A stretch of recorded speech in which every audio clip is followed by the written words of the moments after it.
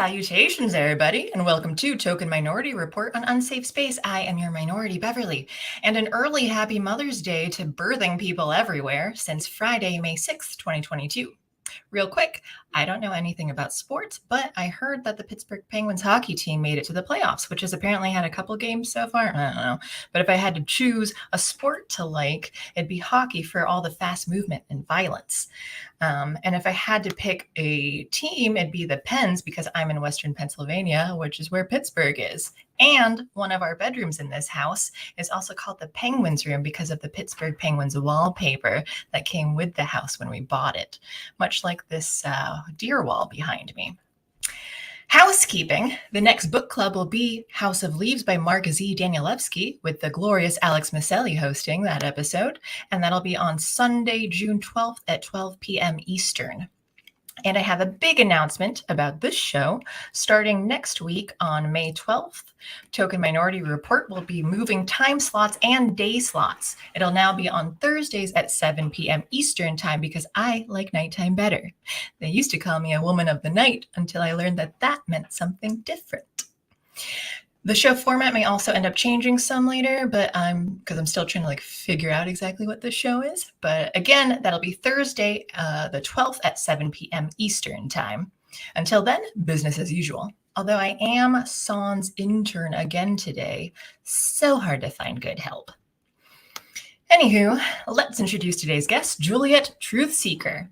You may have seen her on Narrative Dissonance here on Unsafe Space on Mondays, or maybe her guest appearances on the Independence Gang. But what you might not know is that she also majored in political science with minors in history and international relations, is a writer with a trilogy that's along the sci-fi genre, is interested in true crime and potential wrongful convictions, is an amateur gardener, and has her own business doing professional organizing like decluttering houses, which is something I really, really want help with.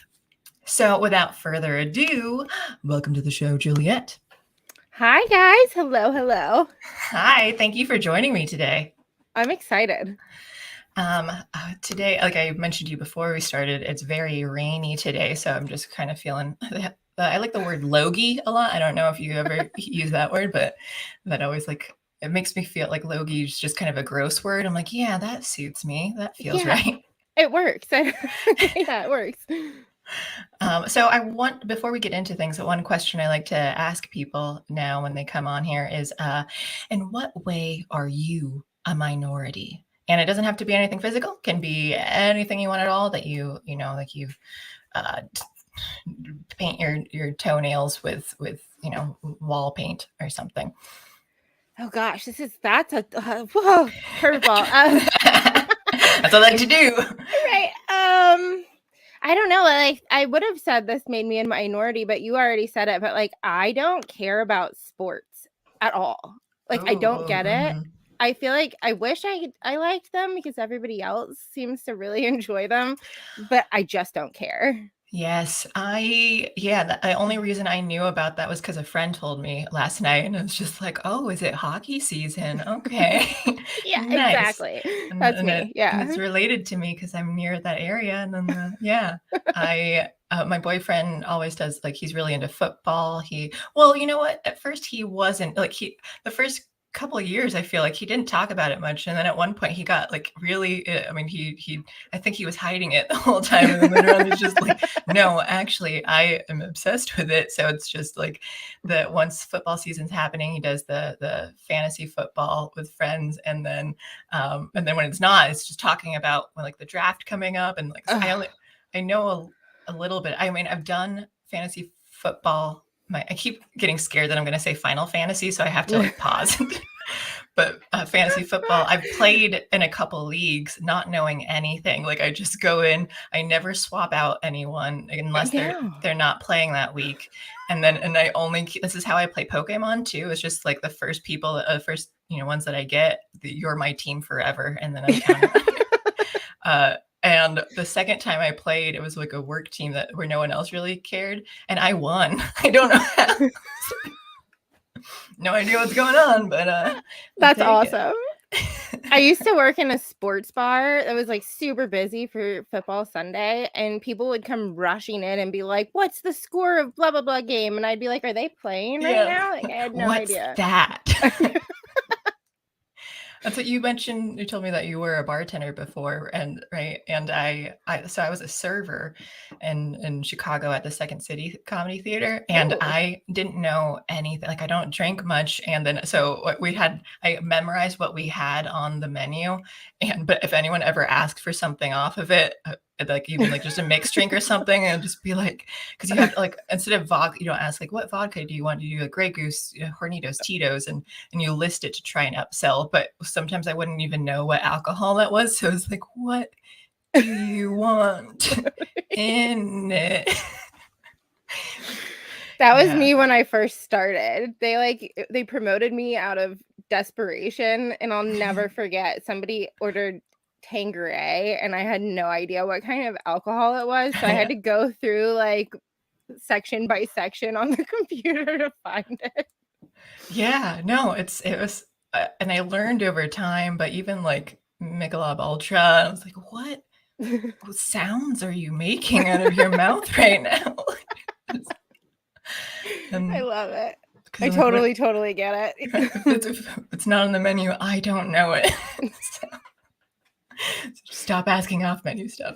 But okay, so your minorityness is that you don't do sports at all, which I relate to. Like I said, I know a little bit more now, but I think if I'm going to be into it, I'd rather play something though too. Like, and even that, I'm not physical. I don't like to do things. But if I'm going to watch versus like do, I'd rather do it.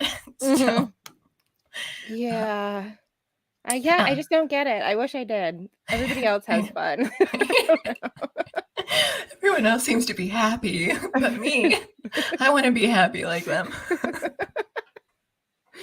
Okay, so as an icebreaker, since I don't know you very well, I'd like to start off with the game Two Truths and a Lie. So I have no idea what your options are going to be, but I want you to tell me the truth and then lie to me twice, and then I will try to guess it. And I'm really bad at this too, which is good. So if I guess incorrectly, then you get some points. If I guess correctly, you'll also get points. And then we'll tally up these points throughout the games, throughout the episode, and see if you win at the end. Awesome. All right, are you ready? Exciting. Yes. Okay. So ready. Okay, first, I never applied to college. Never applied to college. Okay. All right. 2, I can drive stick shift. Drive stick shift. And 3, I am the 5th Juliet in my family. 5th Juliet. Wow. Okay. Let me see. Can I pick? We've got okay, well, hang on a second. So number 1, we've got you never applied to college. I'm going to post this in the chat. Never applied to college. Your friend Paul says they're all lies. Hi, Paul. 2,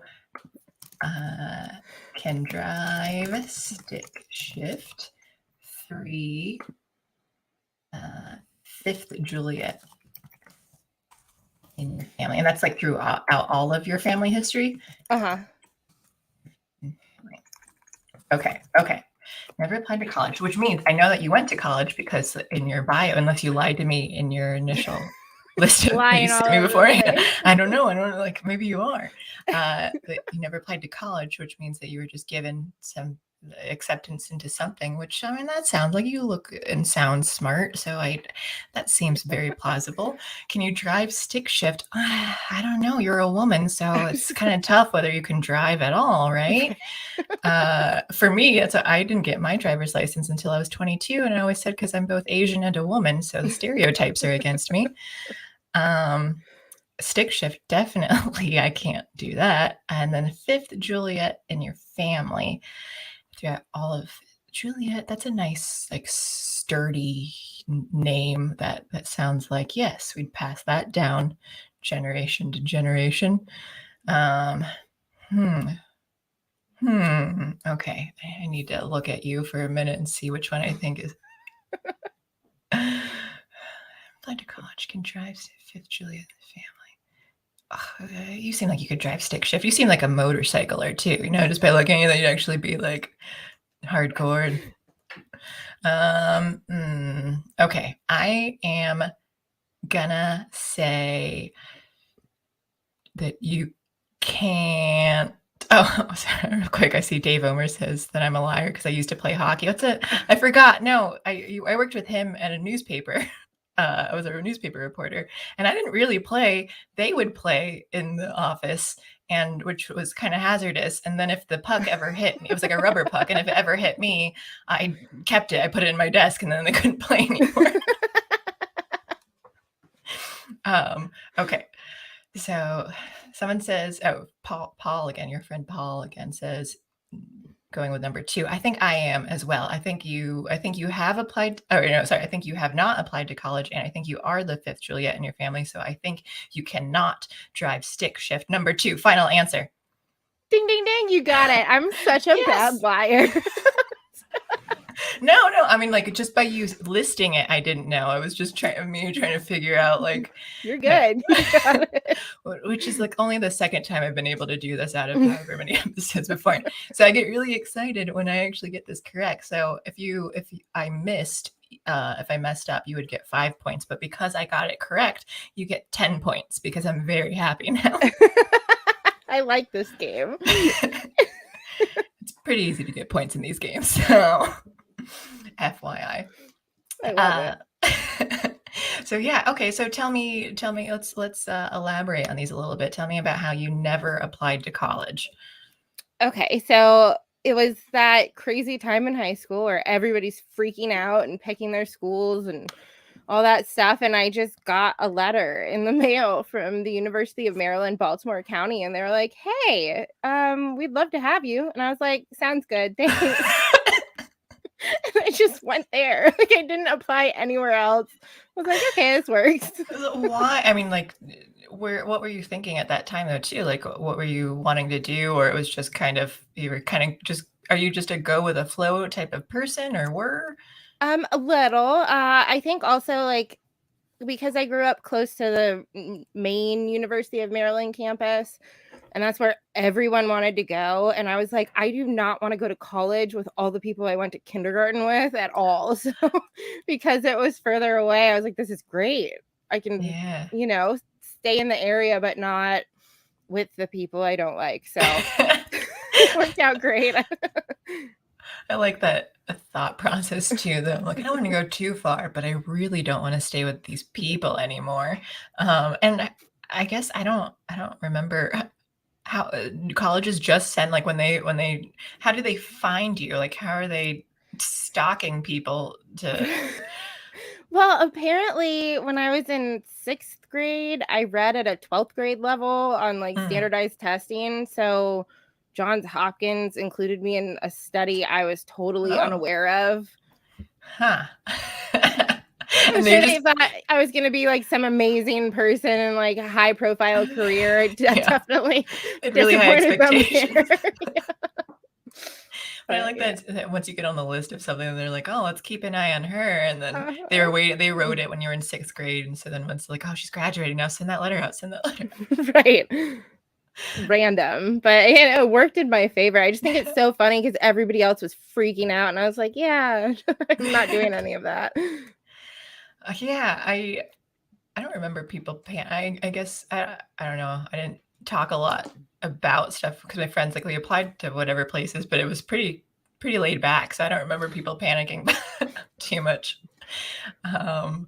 But so you went to school. I know that you've talked about like the minor in history and all that too, though, and in your the biography stuff too that you sent me. You were planning on getting more into like actual working with the government and politics since you did the political science and history and international relations. So, but then you said that like once you found out that like the government sucks, so let me not do that. Like, yeah. I guess what was the moment when that happened, or like was there a specific time, or was it just like over the course as you were in school or after where you were like, I don't want to do this? Yeah, I think it was just somewhere. It was definitely in between semesters. And I was just getting more and more disillusioned because I went in, you know, bright-eyed, like ready to change the world and do good. And then the more I learned, I was like, oh my gosh, this is not going to work for me. Yeah, which was kind of disappointing because I was gung-ho at first. And then I had this really, really cool professor who was kind of like, he'd been a DC insider a bit. And he told us like the truth about everything. He was kind of what they would call a conspiracy theorist, but I don't think it was theories. Like, I think he knew what he was talking about. Right. But they always call everyone conspiracy theorists when they're like actually saying things that end up being true. So right. And so he really opened my eyes to stuff like corruption and what we think we know is not necessarily the truth about what the government's up to. So, and then, you know, 4 years of college, and I was just kind of like, great, now what do I do? Because I don't want to do that at all. Yeah. How I guess like when you spend that much time though, too, figuring out like, hey, this is something, and then once you get it and you're like, is this the direction I spent, you know, several years doing this, and now you're just kind of like, yeah, what do I do with my life now? Yeah, I feel like a lot of people feel that way after college, and I think it's because 17-year-olds have no idea what they want to do. They think they know, but realistically, you're getting locked into a career path before your brain has finished developing. So right. Yeah. You know. Yeah, definitely. And I mean, I still say I don't know what I want to be when I grow up. And I feel you on that. Yeah. And I'm 30, so right. Yeah, no, I'm so there with you. I have a lot of ideas. I don't know which one's going to pan out. Right. And I guess my other thing too, just as far as like career stuff goes, is that I've never come across something where I can feel like I like people who have like, oh, I've been doing this for 30 years and you love it or whatever. Like, that's great. But I've just never had a job or something where I've been like, this is something I can see myself doing forever, because I'm just like, oh, I like to try different. Like when I look back, like I have like just random, I worked with middle school kids in an after school program. I did a newspaper reporter, you know, it's just like random things. And I'm like, I never expected to do any of this stuff, but I really like all these experiences though, too. I don't want to do them all forever, but I'm really happy to like have done them for some point in time. That is exactly how I feel. I feel like I just like I Goldilocks my way through life right now. Try this for a while. And and it feels like, okay, like, well, you're just kind of meandering around, but you get to experience different things. And one thing I never thought of was that before like COVID hit, I was pretty adamant. I'm like, oh, I don't want to own a house. Like, we're in Chicago, we have an apartment. I'm like, because I might want to travel around or like move somewhere else. But then once COVID hit, and then everything was like, man, things are getting crazy. I want to be away from people. Like, maybe I just we moved to rural Pennsylvania and bought a house. And like, if I want to travel, I can go around. And then we have like a home base though to go to when things go crazy. So like I prefer that. But it was like even early on, like in that same year in 2020, like it was specifically like, I don't want to own a house. And then just a few months later, like, let's look into buying houses. That's awesome. How does it feel to go from Chicago to rural Pennsylvania? I grew up around here. I mean, I grew up in a small town in here. So it's not too far. Oh, it's like 10 minutes away. But like now this is just like outside of any sort of town life. But I you know, the most that I talk to are like chickens and geese around here. And I like them a lot more than a lot of the people that I have to talk to. So. That's awesome. So it's nice to, and just like you're out of like the wokeness and stuff too. Like here it's much like, even like we moved back last year, and even with COVID, it just didn't really feel like no one was really concerned about that. Like masks weren't really that much of a thing either. Like, and now they're definitely not. Like some people here and there might have them on, and they're weird to me because they're just like, you're standing out. That I'm like certain stores and stuff, they might have masks on. Like, why? No one else does. Right. Like, what are you doing? Mm-hmm. But so it's nice to just kind of feel, and then when you hear people, especially, you know, doing what we do online and stuff, like you keep hearing all the other people talking about the craziness in the cities and things like, oh, is that still going on? Like, it's not that happening sucks. here. Yeah. COVID isn't a thing over here, so. Right. But yeah. Oh, so I got off on a tangent as far as career stuff goes. But was there? Let me see. What were your other things here? So the college thing. That's what I figured. You look smart. You talk smart. So I figured, yeah, she didn't apply to college. Stick shift. So do you drive the non-stick shift automatic? Is that? I don't even know car terms.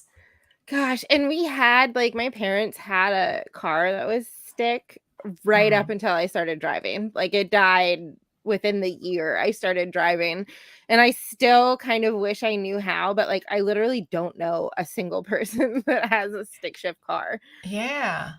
So people don't really, you don't need, well, at least here so again, before COVID hit, we were going to go to Ireland and travel. And I still want to go. I still have the plane tickets. Instead of getting my money back, I was like, sure, I'll take a voucher and get 10% more. And I have through 2025. But then I was like, well, I didn't realize this whole thing was going to last for multiple years. So we'll see if it's still going to be worthwhile going. But there, to rent a car, the automatic ones were like $1,000 more because they're like imports, and everyone just drives stick shift there. And I'm like, well, neither of us knows how to drive.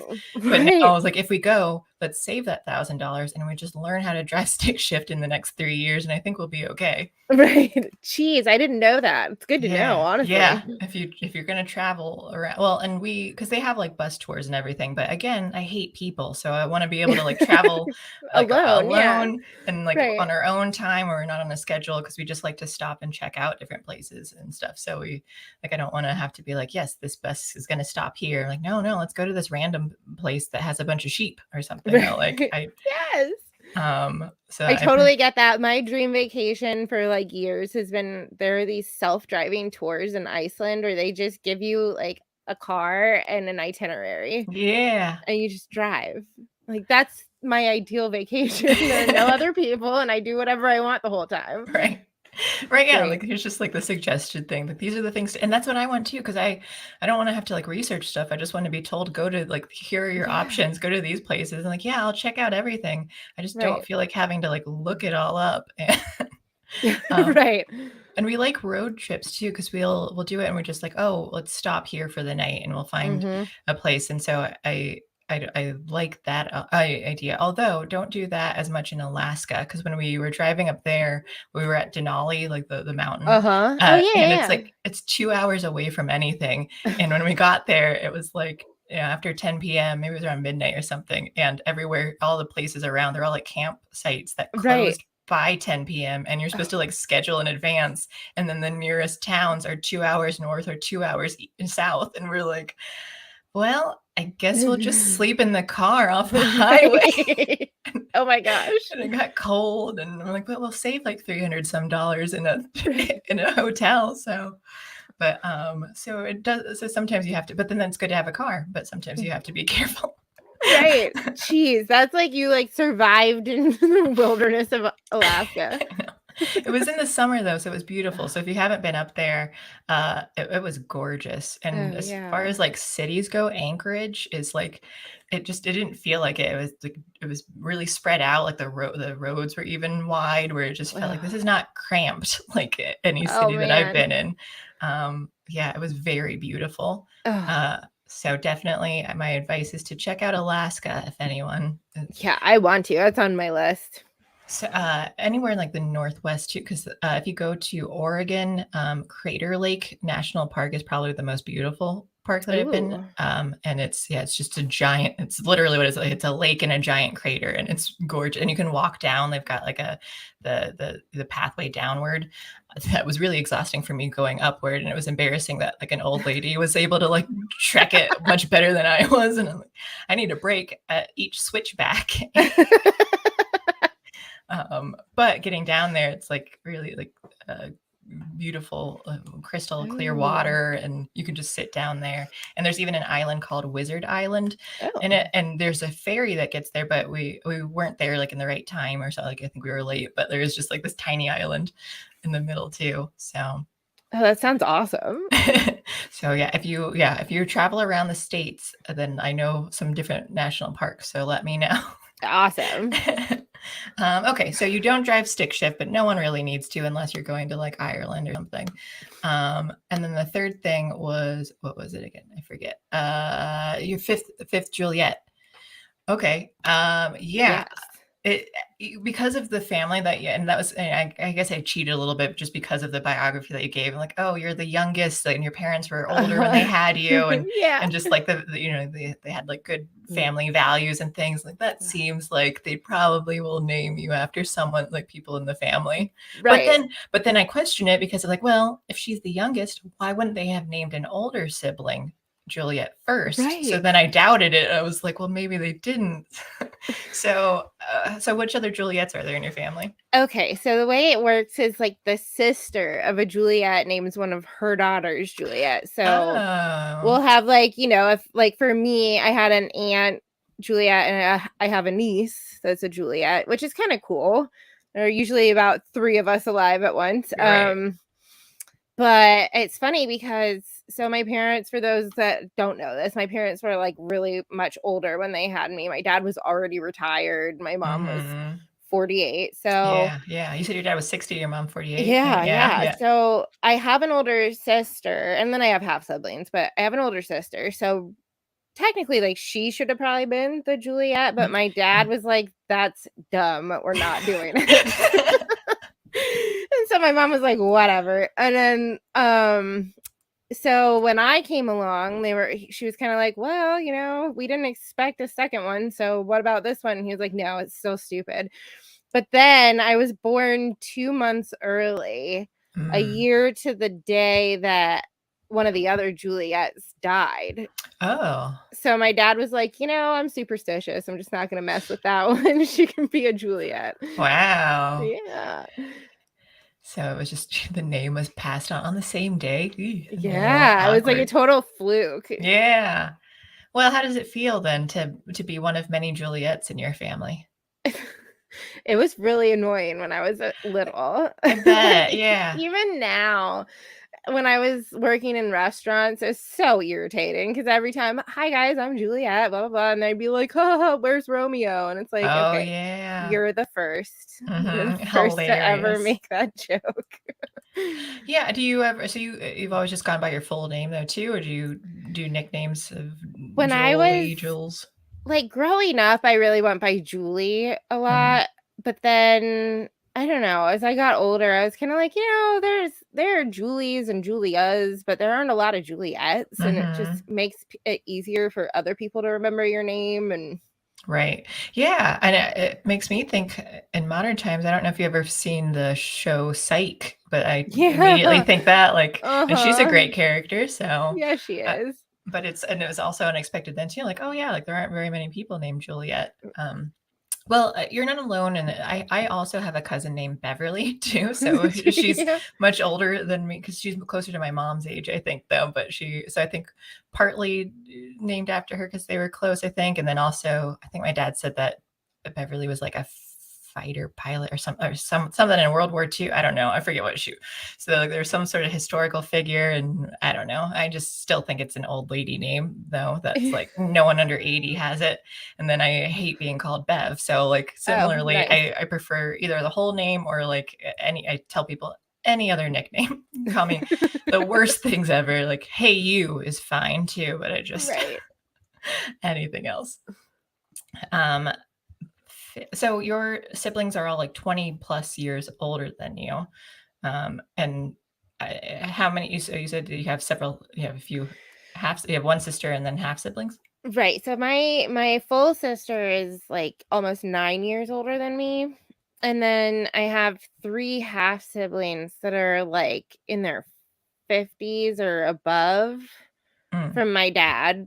So that, I mean, it's just weird. Like, I remember being really little and one of my half siblings was like married, and he has a son that's just a few years younger than me. So like we're siblings, but he feels like an uncle, Yeah. know? Oh, Yeah, I see again, that's why I said we have a lot of similarities because like I relate to that, not just me, but my boyfriend too. So I have 3 older half siblings and they're older by like 8, 13, and 17 years. Oh, wow, yeah. So like my sister is pretty much like old enough to be my mom. And then my boyfriend, he's the youngest boy of 3, but then his parents adopted 3 girls later on over time too. So then there's 3, but like the youngest to the oldest brother and to the youngest girl is like 22 years, I think. Oh, And so there's wow. just, and then I think the difference in age between his sister and my sister, what is it? Like 30 years apart or something like that. Oh, So wow, it's just, yeah. and then it gets confusing too, because like, oh, like his siblings, their kids are like close in age to like his sisters. So it's like, are you aunt, cousin, or like Yeah, that who's who welcome here? to my family. Yeah, That's exactly it. I'm like, we're related. I have no idea how. right. And the families just keep getting bigger and bigger, and you're like, I don't know who any of these people are. Yeah. Even on Easter, my one aunt, it was just like all my cousins have kids and stuff, and we did like an egg hunt the Saturday beforehand, but like all the kids got to go first. Like we were waiting, like all the adult cousins were like waiting to go, but the kids got to go first, and they're like, we're gonna take y'all down. I'm like, I don't even know who all these children are though, but Who do you belong to? I Yeah. am gonna beat you all. I love it. But yeah, they're just like all the rugrats everywhere. And you said you were a nanny, right, for 10 years. Yeah. So you do apparently like, or at least tolerate children to some extent. Yeah, no, I'm like good with them. I don't know what that like translates to. They like me a lot, and Yeah. I like doing kid stuff, arts and crafts and lightsaber battles and See, I that think kind of that's stuff. why kids will like you, because I have this, like I always say, like, oh, I hate kids, but everything that I like to do are things that children like to do too. So I think we just get along well. Right, And exactly. Yeah, no, I love nannying. I like highly recommend it for anybody that's like college age and is decent with children. It's like a really fun job to have before you have major responsibilities in life. yeah, yeah. My only experience has been like working with the middle school kids. Yeah. And it was just like the after school program at the Y, and I was like a tutor, but I don't know, yeah, they took to me pretty quickly because I think like they were impressed. They're like, oh, like she knows Pokemon. I'm like, yeah, I've known Pokemon since before you were born. Shut up, kid. And Right. like, don't get me started on that. One of my favorite times, like they'd have like a little snack time at 4 p.m. And so like we go down to like the cafeteria, and the boys were sitting around, and I wasn't really paying close attention. I was sitting next to them like eating. And then I just heard the one kid, I think he was talking about a video game, and he was just saying something like, yeah, that guy was a dick. And then they all like gasped and turned and looked at me. And I heard it, and I just ignored it, and I didn't say anything. Right. And then so they just like waited, and then there was just the collective sigh of relief. And then after that, I was like, I heard that. Right. It was just so fun to like mess with them all the time. I prefer 7th and 8th graders because they were really good at like getting sarcasm, because I was like, yeah, I can make fun of you guys and you get it. It's character building. But 6th graders, it just went over their head. And I was like, I don't like talking to you guys as much. No, I totally get that because I'm just naturally sarcastic. Like I don't even think about it. That's just how it comes out. And I remember dealing with young kids. Like I would say stuff and they'd be like, I don't get it. What I'm like, oh man, like you can't explain sarcasm. I know, yeah. To like a 9-year-old. Jeez. You don't get me. Just come back to me when you're older. Right. But then even like smaller kids too. I don't know why. Like there've been like, older like babies or toddler age babies. They always seem to be kind of drawn to me too for some reason. I think maybe because I make a lot of like faces and stuff. So they like that. But I remember being at, I think it was a Canada Day party, and it was in the backyard of a friend's house, and I just had like 3 babies on me at one point because I was sitting on the ground like on a blanket. I'm like, I don't know where they came from. Like, whose are these? Is anybody missing a child? Yes.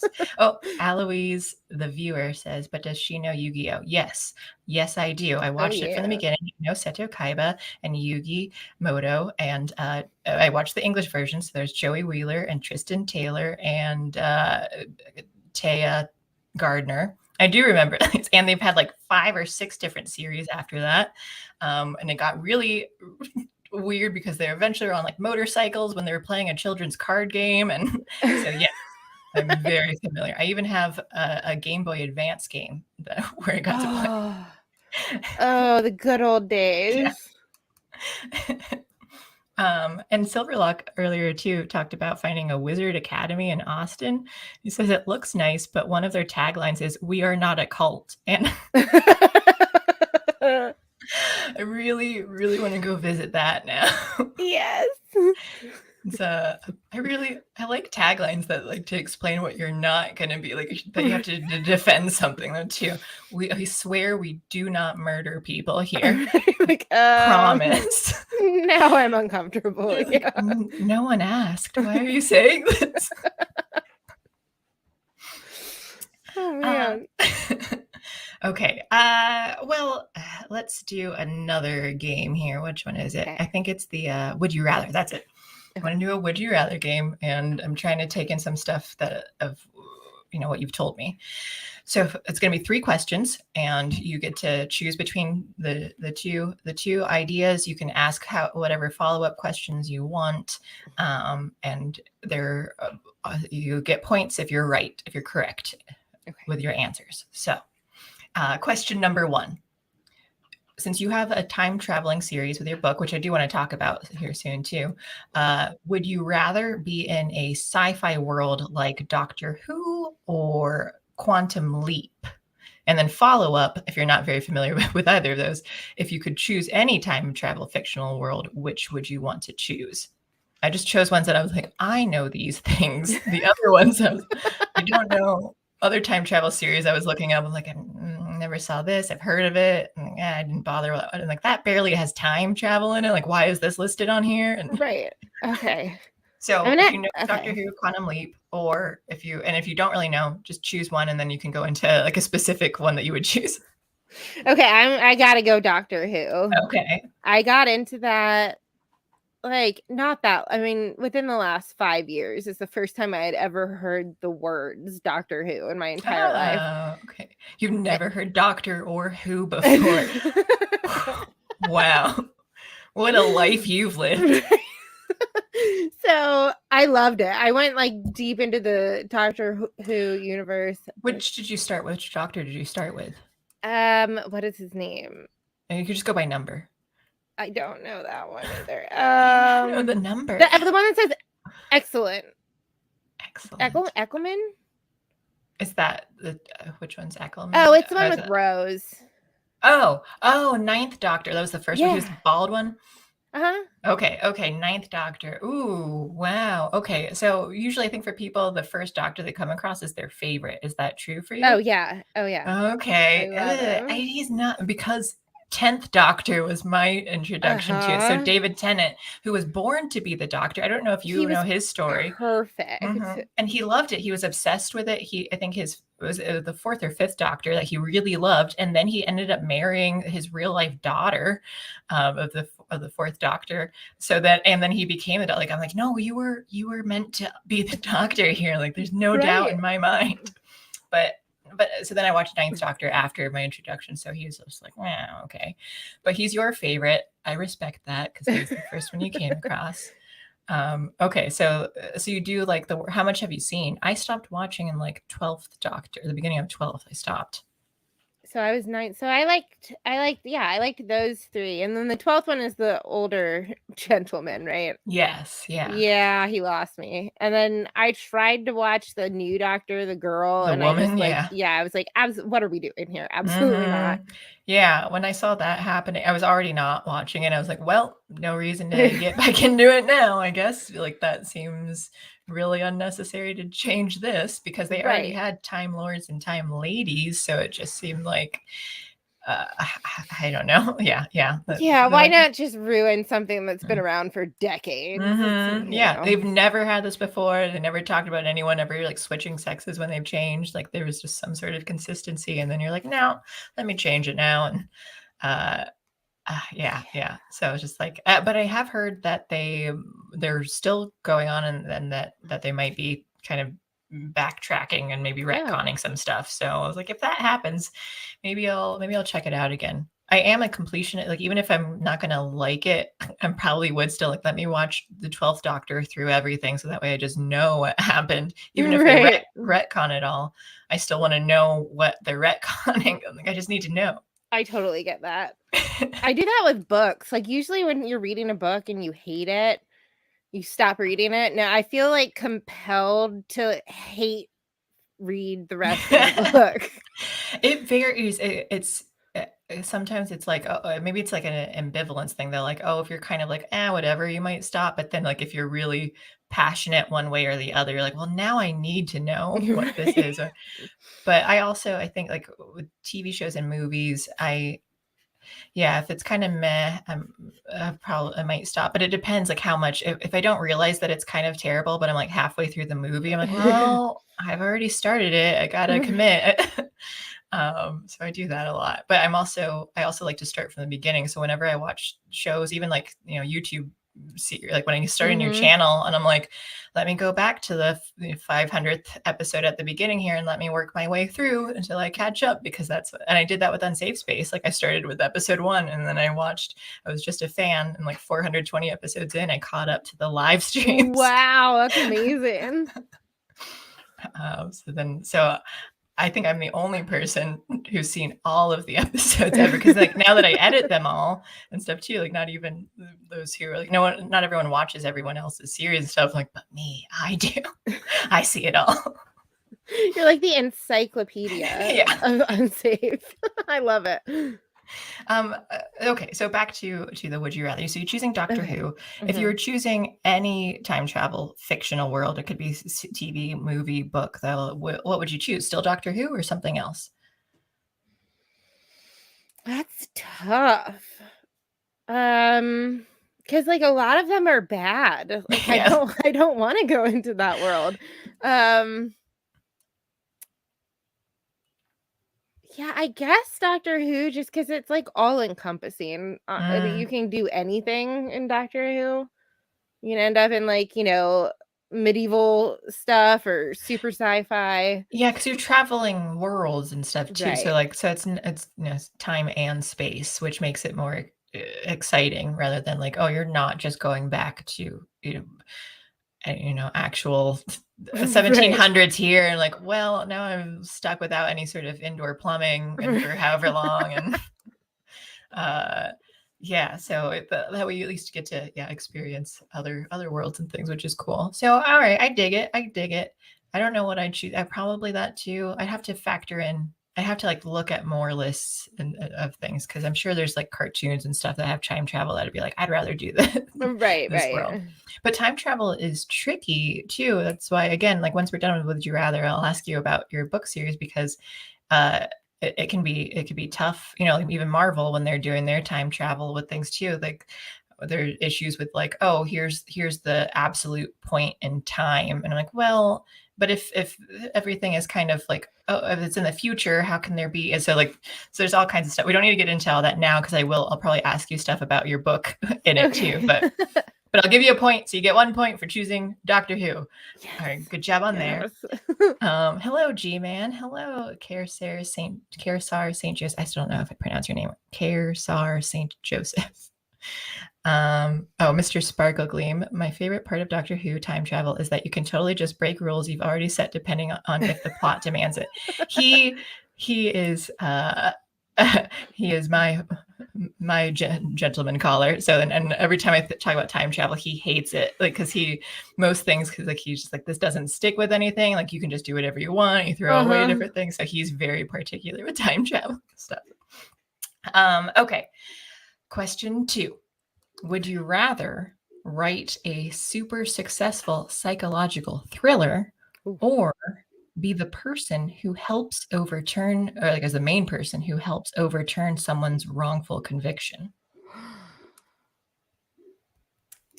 Wrongful conviction. Even if you end up, and I left it open though, but like, even if it were, you didn't really get the notoriety for doing so. Yeah. Can you imagine being sentenced to like 40 years and you really didn't do it? Like, yeah, I feel like I would I'll take the karma. Yes, absolutely. And again, like that's, we've talked about being upset about wrongful convictions. I actually do know someone. I was pen pals with him. He's in Texas, and he was sentenced to prison for 40 years Oh my gosh. for was it like it was a robbery, and it was I forget what it's called, like aggravated robbery or something. It's like people got hurt. No one was murdered though. No one died. It was just a robbery. And that he likely didn't even do. I first heard about it on a podcast called the Truth and Justice podcast. And like, I've heard of that. Oh yeah. The information that they had on there made it seem like that the things were corrupt, even in the trial. Like someone stepped in as the guy who got robbed and beaten up, but it wasn't even the same guy, because the podcast interviewed him later, and he's like, I never went to the trial. And then like the description of what they looked like was completely different. And then, my gosh. And then the guy was a boxer, the one who was arrested, and I think his like, I forget, like parole officer or something, someone he was working with was also his like manager, and they were like trying to keep him boxing. Like, so it's just like, like really shady stuff that like they were forcing him to stay around, but then, and he was going to get on like probation or something, but then he left the state. So they're like, no, like now you're going to prison for 40 years because you had to stay and be a boxer forever. So it was really upsetting to hear, like there wasn't much that they could do about it. But oh my gosh, his name was Kenny Snow, and so he's a boxer down. And then I wrote to him because I felt bad, like I wanted to just reach out because the podcast stopped doing stuff, and so we talked like back and forth for a while. But I need to reach out to him again because he like drops off, and I know he's up for parole this year because it's been 20 years. So this is the year, I think in October maybe he's supposed to be up for parole, that he might be able to get out. But again, 40 years, no one died. There are people who have murdered others who've been in like prison for 20 years or less. And like, so he really got, the terrible end of the deal there. And it was in Tyler, Texas. I do remember that. So yeah, I'm very like, I definitely have the whole like wrongful conviction thing. It makes me really sad. So I think that's very generous of you to be like, yeah, let me help try and save someone, even if it means that like, oh yeah, I'm not going to be famous as a writer or something. So I'll give you a point for that. Correct answer. Hi, Zato. Question number 3. Again, you were a nanny for 10 years. So would you rather help declutter a mansion-sized house with junk in every room, or nanny 10 rapscallion children for a week straight? That you're like essentially, parenting them like 24 hours a day, 7 days a week. That is such a good question. Oh my gosh. Like I'm stressed out by both options. That was the goal of like, which could I handle? Mansion-sized house. I'm trying to picture of like what the mansion. It's the rich person with a giant house, junk everywhere, so they just spend a bunch of money collecting whatever, like shove it. And they've got it all, and then like maybe they're just collectors too of like old, maybe it's still newspapers and stuff too. Like so they're kind of on the hoardery side, but I'll say that like I'll clarify that it's not like rat infested or anything like that. It's junk, not like filth. Oh man. Zato says declutter is less stressful than 10 rapscallion children. Yeah, I'm gonna lean towards like the mansion full of junk, just because at least I can listen to podcasts. Yeah, you can do it all alone. I mean, that's kind of why I like it. I just like listen to something, get in the zone. Nobody bothers me. So what if I combine them and said that, like, what if you had 10 rapscallions that you had to watch while you decluttered a house? You think that they would be helpful or just make things 10 times worse? I feel like I would lose one of the kids. Yeah. I'd be like counting. I'd be like, oh, come on. Like, we're missing 2. Where are they? Trapped somewhere underneath like a pile of clothes that fell on them in a room, and you can't hear their screams. They're just like up on the 3rd floor mansion now. Yeah, that's like a stress nightmare. Like, the 10 kids in an entire house packed full of stuff. Yeah. Oh my gosh. But you know that you would eventually find them because you're going to declutter the entire house. So, like, depending on how long that takes, whether they'd survive that time, but right. Well, eventually you'll find them. Yeah. Okay, we'll say declutter. You get to listen to podcasts, do stuff alone, and and if they're rich, you're probably getting paid a decent amount. I mean, you better be. So, with 10 rapscallions, I don't know. They might just be like orphans or something, and you acquired them in some way. Like, who knows what that situation is, though. I know. Why am I picturing like Oliver Twist? Like they're all like dirty and smudged, but they like break into song and dance.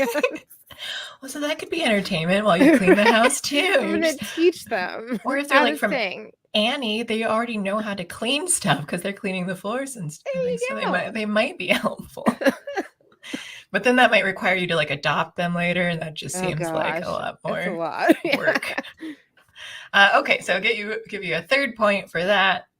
You're 3 for 3 on this Would You Rather game. That brings you to 13 points total so far. You're up there on the scoreboard. You're doing great. Yay! You're totally winning so far. We'll see how things go the rest of this show.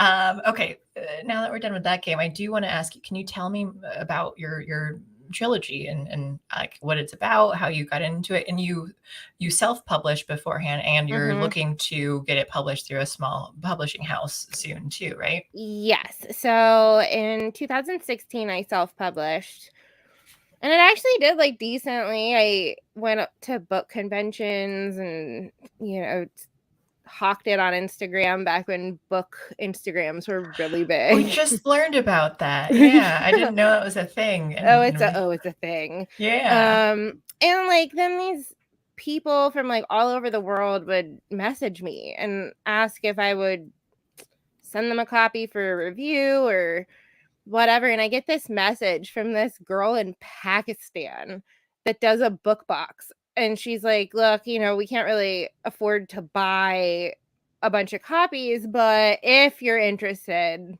we'd love to include your book in our book box. So I sent 25 copies to Pakistan. Wow. And I have all these like screenshots of like when they got their book boxes and they took pictures of it. So it's just wild to me that somewhere in Pakistan there are people that read my book. Yeah, can you describe what a book box is specifically? So it's like one of those subscription things where every month you'll get a box, and usually those it's like you'll get like a book and then stuff that's related, like a candle or socks that are the same color. One book, but like kind of like related, or at least something that might go along with like a person who reads a book might also like socks and candles. Is that exactly? Yeah, or like a mug or whatever. Yeah. And then usually they have like a book club meeting, not in person, but like online every month. So it's just yeah, I mean, I don't know that those are as popular as they used to be. I'm kind of out of the loop now, but for a while there, that was such a thing. Yeah. Oh, that's awesome, though. I do like the thought of like, oh, you're shipping that out, and then you just have random Pakistanis reading. This is wild. Yeah. So yeah, I self-published. That was honestly so much work. Tons of work. I bet. Yeah. Do you, because you're going to be like self-promoting and you're trying to push out everything and trying to get it all out. And that's something like, I know that on 451 Degrees too with Alex, like she's had a guest on to talk about self-publish and like the reason why, because now with a lot of publishing places, they might be like woke and they're only going to publish certain things if you have like the right ideas in there, characters and stuff. So self-publish kind of seems like the way to go for a lot of people too, unless you find a company that might be like, yeah, we're open to like actual diversity of thought and all that. Right. Yeah, and I remember when I first was looking, that was at the very beginning of the publishing companies really starting to push the woke stuff, to where, I mean, I would look at some of the submission guidelines and they were basically like, if your main character is white, just don't bother. Like, we're looking for other races. And it's like, okay, that's fine. Like, I don't, whatever. But it just was like really hard, and it takes a long time to hear back from anybody, so you're just waiting forever. Yeah.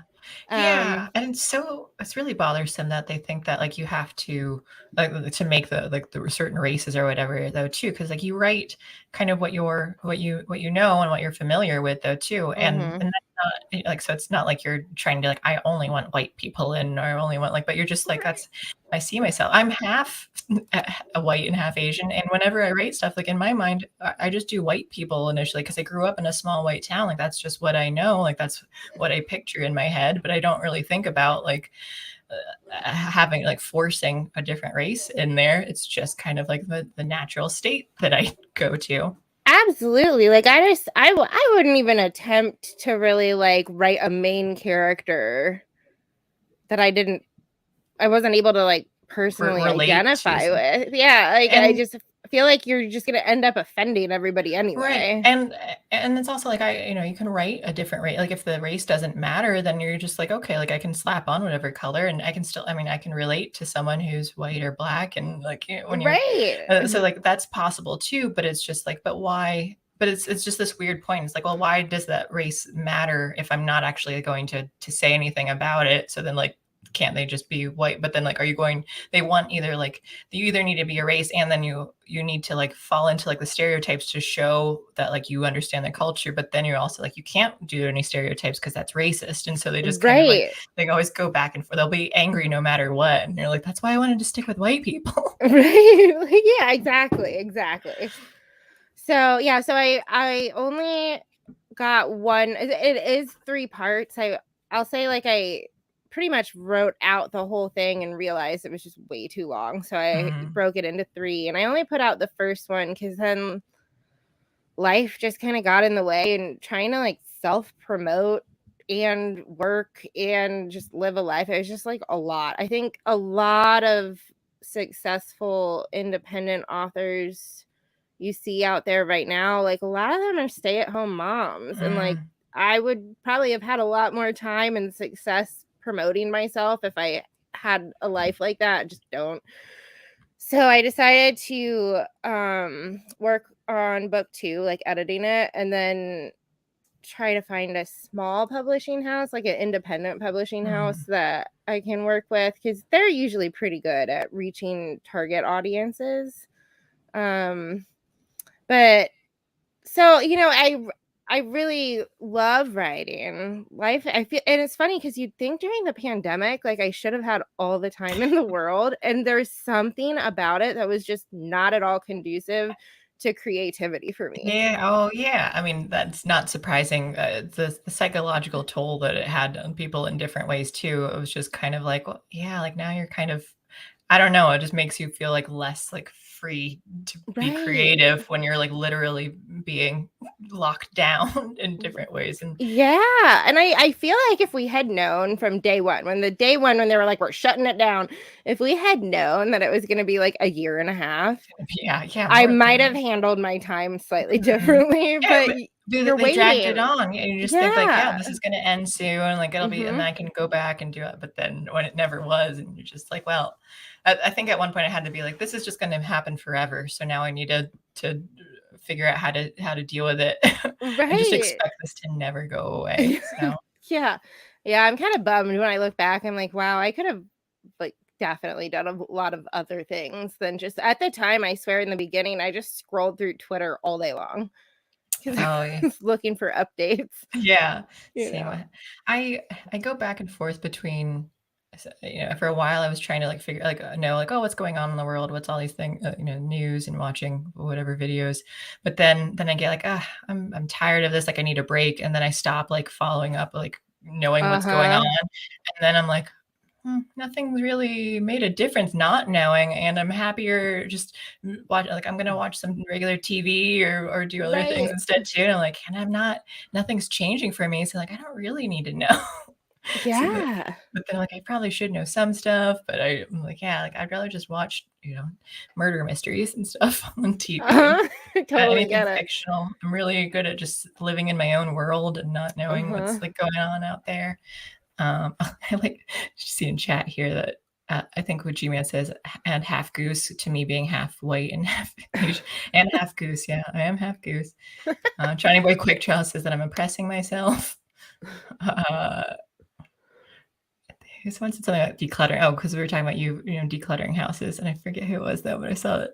They said that a tree surgeon says, I'm starting to think I don't have a house under the clutter, so I just leave it. I get that. That's why I need your help decluttering too. We'll get into declutter in a bit, but so the book itself, so publishing wise, getting a small. I think that is a good way to go too, because they're, you know, likely to be less catering to like the mob and all that. I mean, you know, it's probably still bad ones, but like they might also just be like, sell your books with us. We want books. Like, we need people. But the book itself, like, what are you willing to give like a plot? You don't have to give spoilers, so give incentive to read it though. Okay. All right. So I would say it's kind of in like the dystopian genre, but it's like got this weird twist where normally in a dystopian novel, right? Like the main character slowly starts realizing what's going on in their society. They kind of like wake up to what's going on around them. This is different in that a girl from our time kind of accidentally ends up transported into like not too distant future, but it's like a total dystopian government. And so she's looking at it kind of the like way we would if you just, you know, somebody snapped their fingers and we lived like in China under the social credit score and stuff. So I guess that's kind of like a unique thing. And it's funny because the more that goes on in the world, the more I'm like, man, like this story was such a great idea for 2005 because it sounded fictional, and now it's like getting closer to that real world. But so yeah, there's like, I mean, it's just like a very slight like time travel aspect. Because trust me, like time travel, the loopholes get wild. Yeah. So I didn't want to get too deep into that. So basically, yeah, she just gets like put into the future. And so she's kind of figuring out what's going on and trying to avoid the government. And she gets involved in the resistance. And it's just kind of like people in that time they're fighting back, but they've kind of like lost the will to fight. And she's kind of like, no, it's worth fighting for. Like, we have to. If we don't do it, then humanity will lose the idea of freedom forever. That kind of idea. It's kind of like I tend to write in like a page turner kind of way. I don't like to waste a lot of time on descriptions or side stuff. So it's kind of like in the thriller category. But I mean, I think if I can find the right small publishing house, like I think it could do decently well because it's got the kind of message that I think conservatives are looking for right now. Like a solid, you know, freedom is worth fighting for. Tyrannical governments deserve to be brought down, that kind of idea. Yeah. I really like the plot of it. And I think as far as like conservatives go too, you do know, or like you'll know that like some conservatives, they still kind of have like authoritarian sides, so it could be good to have like, here's this reminder like of what you're supposed to be standing for, and that like you want the smaller government, you want more freedom, and they allegedly, but then I've seen like, that's why I don't usually, I mean, I'm fine with those who say they're conservative, but then I stopped doing like left and right or conservative liberal, because it was just a lot of it was like, well, to me, they want authoritarianism, but just like on different policies. So then they just the government. And so, but then if I'm going to have to choose, like, I think there are more conservatives who believe, like, they think like, oh no, like we want smaller government. So they're more on like the libertarian spectrum of things. And like, that's what I want. And I don't even care if you're on left or right. If you're saying smaller government, you know, more individual freedom, then you're on the libertarian spectrum between libertarian authoritarian, and I like you. Like, I want you over here. And sometimes I think conservatives, like, yeah, you kind of need that like reminder to say like, yes, this is what we are fighting for, and it's worth it, because like we need to hold on to these ideals, which and I think that makes sense now too. Like, if a girl in our our time who knows what like this is what life is like, that where you do have these freedoms. So you're jumping like people in the future when you're, I mean, I guess like even right now after like a couple of years when you're kind of beaten down as far as the freedoms that you have, and you forget, you're like, oh, I forgot I was allowed to just go outside and not have a mask on, or like you be outside after 9 p.m. or something though. And then but when you just get used to it for so long, you're like, oh, this isn't the new normal. This has just always been normal. And I don't even remember before that. Yeah. So I think that makes a lot of sense that like they might in the future would need someone who's like, no, I can tell you that like there is a different world and different life out there. Exactly. Yeah. So what's the name of the series? It was the Saving the Future is what I called like the trilogy. Okay. And then the first book was A Sky with No Stars.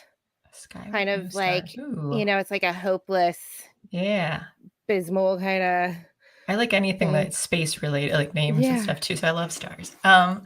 Is there a way to find? Is it online anywhere for people to get? Yeah. So right now I still have the paperback, I think, up on Amazon. Okay. So yeah, if you like look up A Sky with No Stars, it'll be there somewhere. It's like a purple cover. Saving the Future, Part 1. It just needs to load more quickly. Hello, internet. Someday Elon Musk will save the day with Starlink up here, but until that day comes. Oh yeah, rural Pennsylvania. Are you? Oh, can I show that? I know. Yeah, go for it. Okay, because it does have your name on here, so I didn't know that's okay. I'll dox myself. Okay. Let me share tab and click on. All right, there we go. Oh, I really like this cover too. Thanks. I designed it. Wow. My good friend growing up actually went to graduate school to become an animator, so she had the Photoshop skills. Is she still doing animating type of thing? Because I really like sound design, and I've been looking for someone like, can I collaborate on like short animations with? And it's been so hard. Look, I mean, I don't know how busy she is these days, but she would definitely know people that. Oh yeah, if they can, preferably people who are like if they have ideas or they want like someone to write stuff too, like that we can collaborate with, and as both poor people of working like, because I don't have like money to really pay, but if we could be like, oh, we're teaming up to try and build something, that's like the better direction for me. In college, most of them, because I went to like an art school, so we had like animators, but they'd always like, oh, they want to be paid. I'm like, I'm in college with you, I don't have money. Like, let's can we just, my one roommate, he was one, so he would help me on projects, and I would actually do like, I'll pay part of your rent if you do this, do this animation project for me. And so like we would do it that way. But yeah, like I just want someone who's like, yeah, we're both poor people. The starving artist thing is real. It is. We all have to group together. It's fine. Yeah. But so we got A Sky with No Stars, Saving the Future, Part 1. And it's such an awesome cover. So you guys can buy this on Amazon. Yeah. It looks like, let me see here. You can read Kindle Unlimited paperback. Are you planning on doing hardcover copies ever? Because that's my preference. Oh my gosh, me too. So when I first put this out, there was a whole different platform that Amazon bought. So I don't know if they let you do hardcover no copies now. They definitely didn't before, but yeah, I'm hoping if I can get like a small publishing house, they have the hookup. Yeah. To do that kind of stuff. Because that's what I'm the same way. I totally love prefer hardcover. I just feel it looks like when you see it on, we take off like the dust jackets and stuff too, though, because like I like the classic look of them, and like I mean, paperback's not bad, but it's just like you get this hardy book that's like you can take down anything. Though if I threw you at a wall, dent the wall. So yeah. Everyone, go check out this book. Wait, let me see if I can put it's going to be a super long link. I'm just going to put it in chat. Good, it shortened it. Yeah, let me read Yay. this. But yeah, let me do the super chat real quick from G-Man. Let me read it. G-Man, thank you. Beverly, please do a photo series with you dressed up as all the ethnic mascots who have been canceled. Aunt Jemima, Land O'Lakes Girl, Uncle Ben. I would love to do that. I think that's awesome. And who was Uncle Ben was a real person, right? When they took off, I think he's the one on the rice, but I think he was a real person who started it. And then, I just think the whole thing is hilarious because it's just like, well, we can't. You're appropriating them, like, well, but you're also giving them like space. Like now, I'm looking at Aunt Jemima and Land O'Lakes Girl because you have these minorities that you're looking at, and now that you take them off, you're just like either whitewashing with like a white person, and it's like this secretly racist thing. Where like we just want to get rid of any colorful people. Literally, because like what they didn't get rid of the Wendy's girl or Colonel Sanders or like the Quaker Oats guy. Like they're all still there. Just, like, I don't think that worked out the way they thought that was gonna work. And so now you just see it, like people in small rural white towns won't even know what a black person looks like because I used to see it on my syrup, but now it's just like now I just see syrup. Oh, your friend Paul says I want a signed special edition. What is HC? Hardcover. Okay. Hard copy. Yeah. No. Okay. All right. When I get them. Yes, I want one too. Yes. I want to learn. It's totally random, but like, about like book binding, like when you make like putting your own hardcover, like that seems cool in like the super nerdy way, but that seems like something I'd be interested in doing. I think I've kind of done that with like fake stuff. I think my boyfriend made for D&D, he made a spell book, and then he made it out of like a cardboard cover and just kind of drew and made like old looking paper and stuff. And I remember making like, did you ever do like old style paper, like where you do tea bags and like you burn the edges to like make it look like it's old? Because I would do that for, I think we had to do it in school. Like we did some sort of project and we had, I forget what it was though, but like we had to like write like old papery stuff. And I think I also made maps and things for fun when I was younger. Oh my gosh, I did too. That's so fun. We were like destined to become friends. Right? I think when I was really little, I would do maps. Like what was it? I think my dad, I'd make maps for my dad to find. Like I'd hide stuff and make, or he would. I don't remember which one it was. If I did it and then it made him have to find things that I hid around like the house, or reverse. But I do remember that vaguely. Oh, the good old days where children like actually played and did nice things like that. Yeah. We didn't have all the technology now. Okay, so it's just the one book that's out right now for it, and then and you said that you're trying to get this same book republished with the publishing house, and then you're going to do the next two with it as well. I mean, the second one is pretty much good to go. Because I like formatted it myself, I had to teach myself how to use Adobe InDesign to format text the right way. And I mean, I know how to do it. I think I still have the program, but it's just like a ton of work, and I would so much rather pass that off to somebody else. Because you already had to write it and everything, and then so I love proofreading things. Like I'm not just for like spelling, grammar. Like content is harder for me because I was just like, well, you write what you want, but like I'm a grammar Nazi, so like I really like doing that. Except in my own writings, because I'm like, I already went through and wrote it all. I don't feel like having to go back and read it again. Yes, it's like when you're like making like a video and you keep having to rewatch one section of it to like get the sound right or something. Yeah, and you're like, okay, I just hate the whole thing now. Just delete it.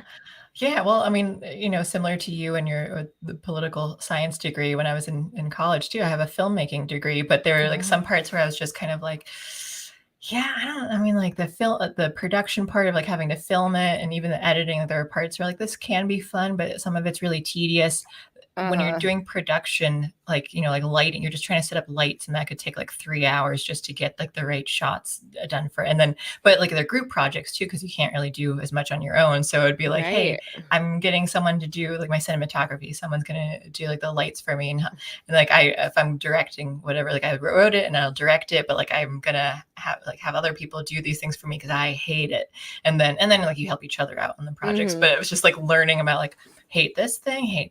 Like and that's why I love sound design. Like when we would be in the audio studios in the basement and we'd get to like, oh, you do the Foley work. So you're like making your own sound effects into the microphone.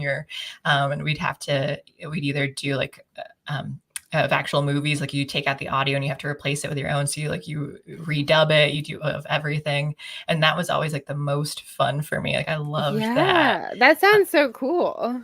It was, but so then you found like one specific thing, and they talked about like, oh, they might do a specific. They talked about having like an audio program, and it didn't happen, or it was like going to happen after I graduated. And my friends and I, who really liked it, like, why? Just give it to us.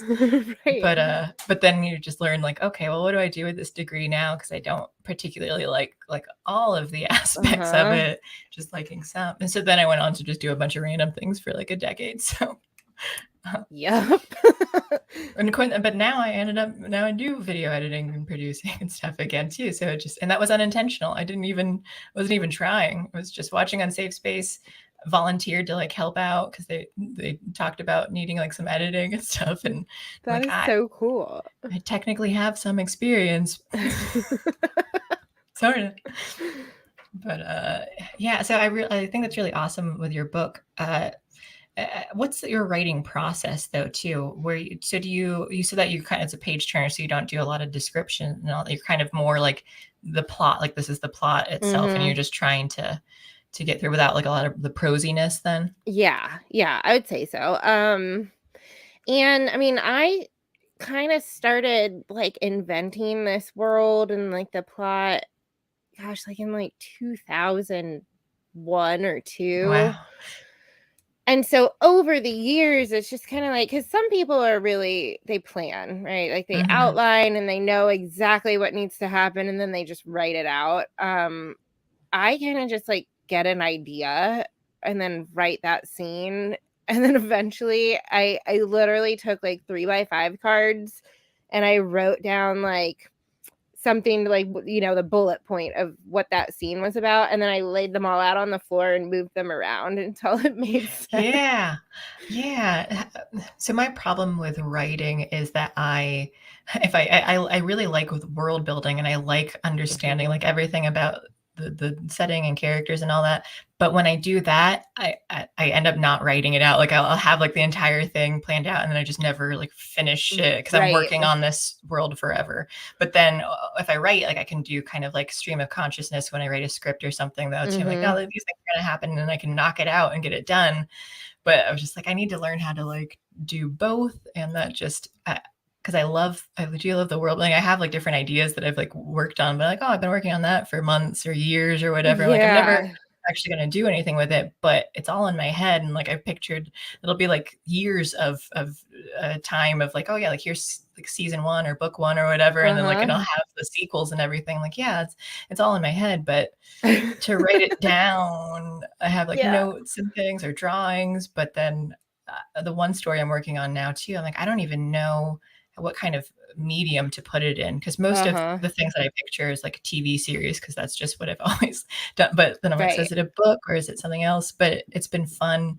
What I've been doing is just like getting into the head of the characters and then kind of doing like a day in the life, like each day. And I even have like my Word document and just have like the dates because it's like a high school thing. And so I just have from like September 14th through whatever. And then I was just writing in like stuff that happened each day. And I'm like, I don't know, like some of it's like, oh, this isn't interesting at all. This isn't something you'd want to keep in a plot, but it happens. Like they exist in a world and like, it doesn't just end by like one scene and it's the next day. I'm like, no, like what's happening in your life? And it's really fun for me to just kind of like get into that mindset of these characters. And And so again, I don't know what kind of it feels like. It should be like a blog entry where it's just like the next day this thing happened, the next day this thing happened. Right. But again, that's probably something I'll never actually finish because it's just going to be like writing notes forever. Right. I did. Oh my gosh, though. I have like a million of things like that. I think it's one of my good friends used to always reassure me that like it's part of the process.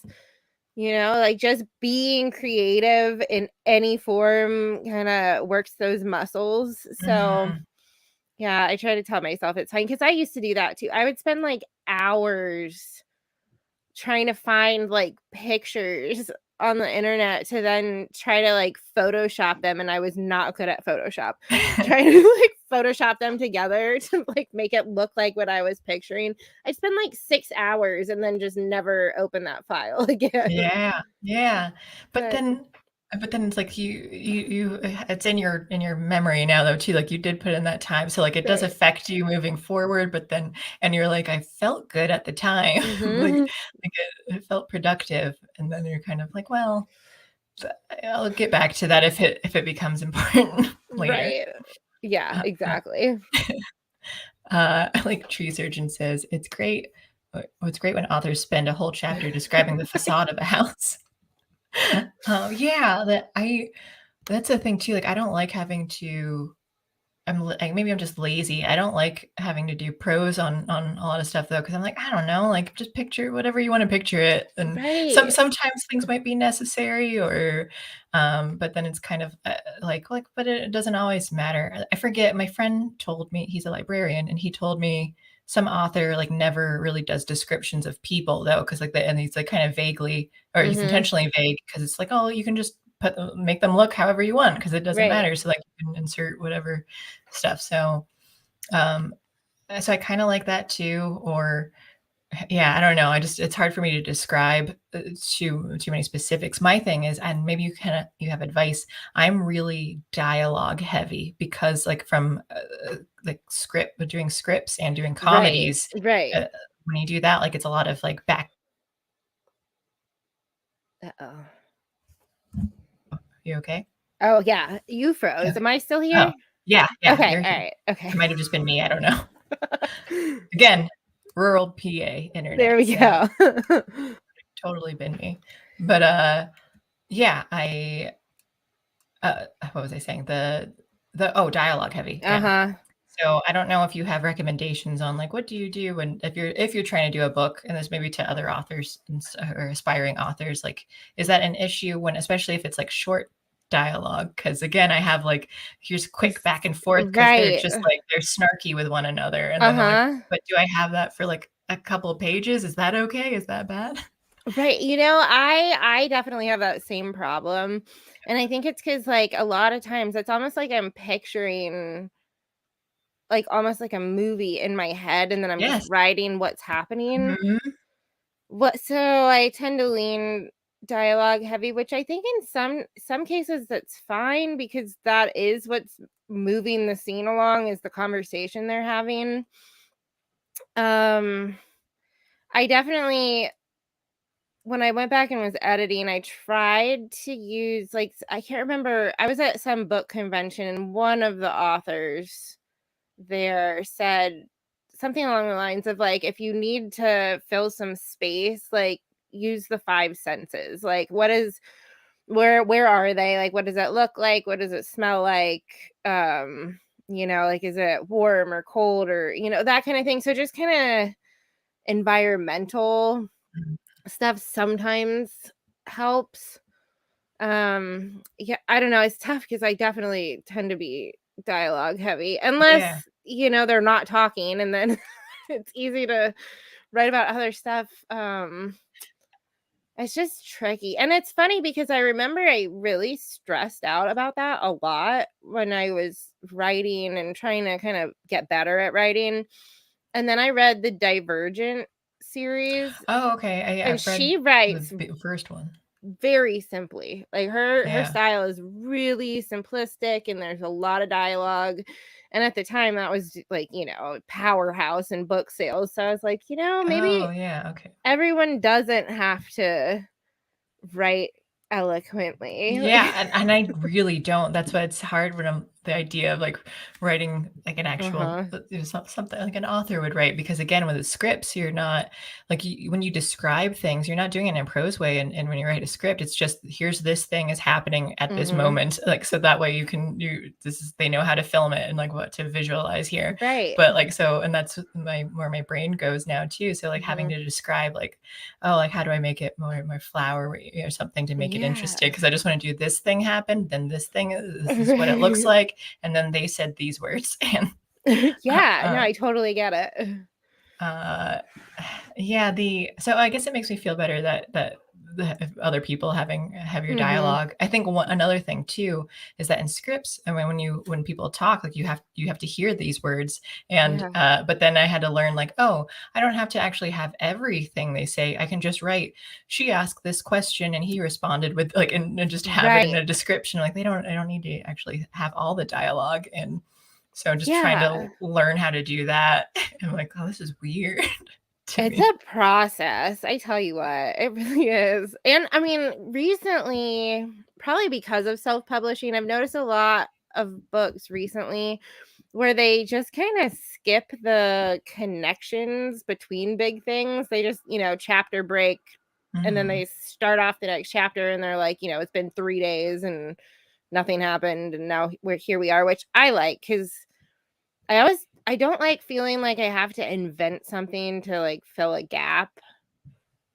I just want it to like move along. So sometimes, I mean, I'm guilty of that too. Like I'll just end the chapter and pick up at the next interesting incident. Yeah. And I don't think that's bad either. I mean, like, yeah, writing wise, like I think that can totally work. And and that's what, like, for the thing I'm working, it's like that happens in writing. For me, I just wanted to know, I'm like, but there are things are happening, and it just to like know the characters more. I'm like, what are you doing or thinking or saying? And like as the relationships between people build, and because it's like if it's whatever's happening off camera, like something's happening, so that way it just helps me to like.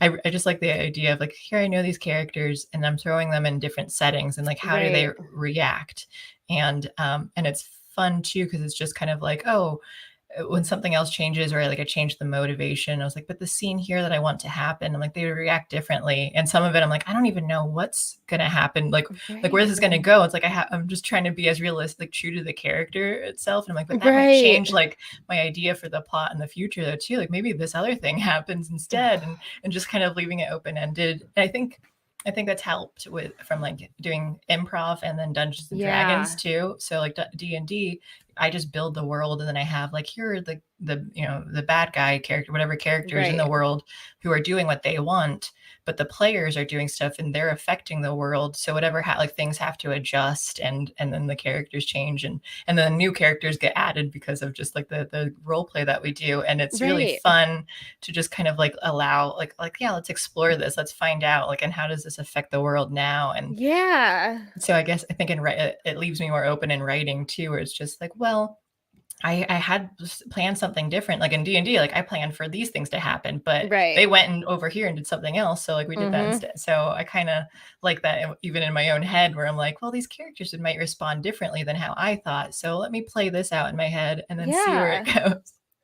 No, I mean, I've definitely had a couple times where characters kind of like took it somewhere I didn't anticipate, and I mean, I feel like that means you've developed a strong character when you thought this is how this was going to work out, but then as you're writing them, you're like, that's not how they would react, and it takes you somewhere else. That means you have a strong personality in that character at the very least. I think it's a good thing. Yeah, and you're not forcing them to do something just for the sake of the plot, and I think the readers can notice that like, oh, that's a natural, like in movies or anything too, like people notice that, like, why would that character, like we've established how this character behaves, and like why would you make that choice now? And so like people can pick up on that pretty easily, at least sometimes.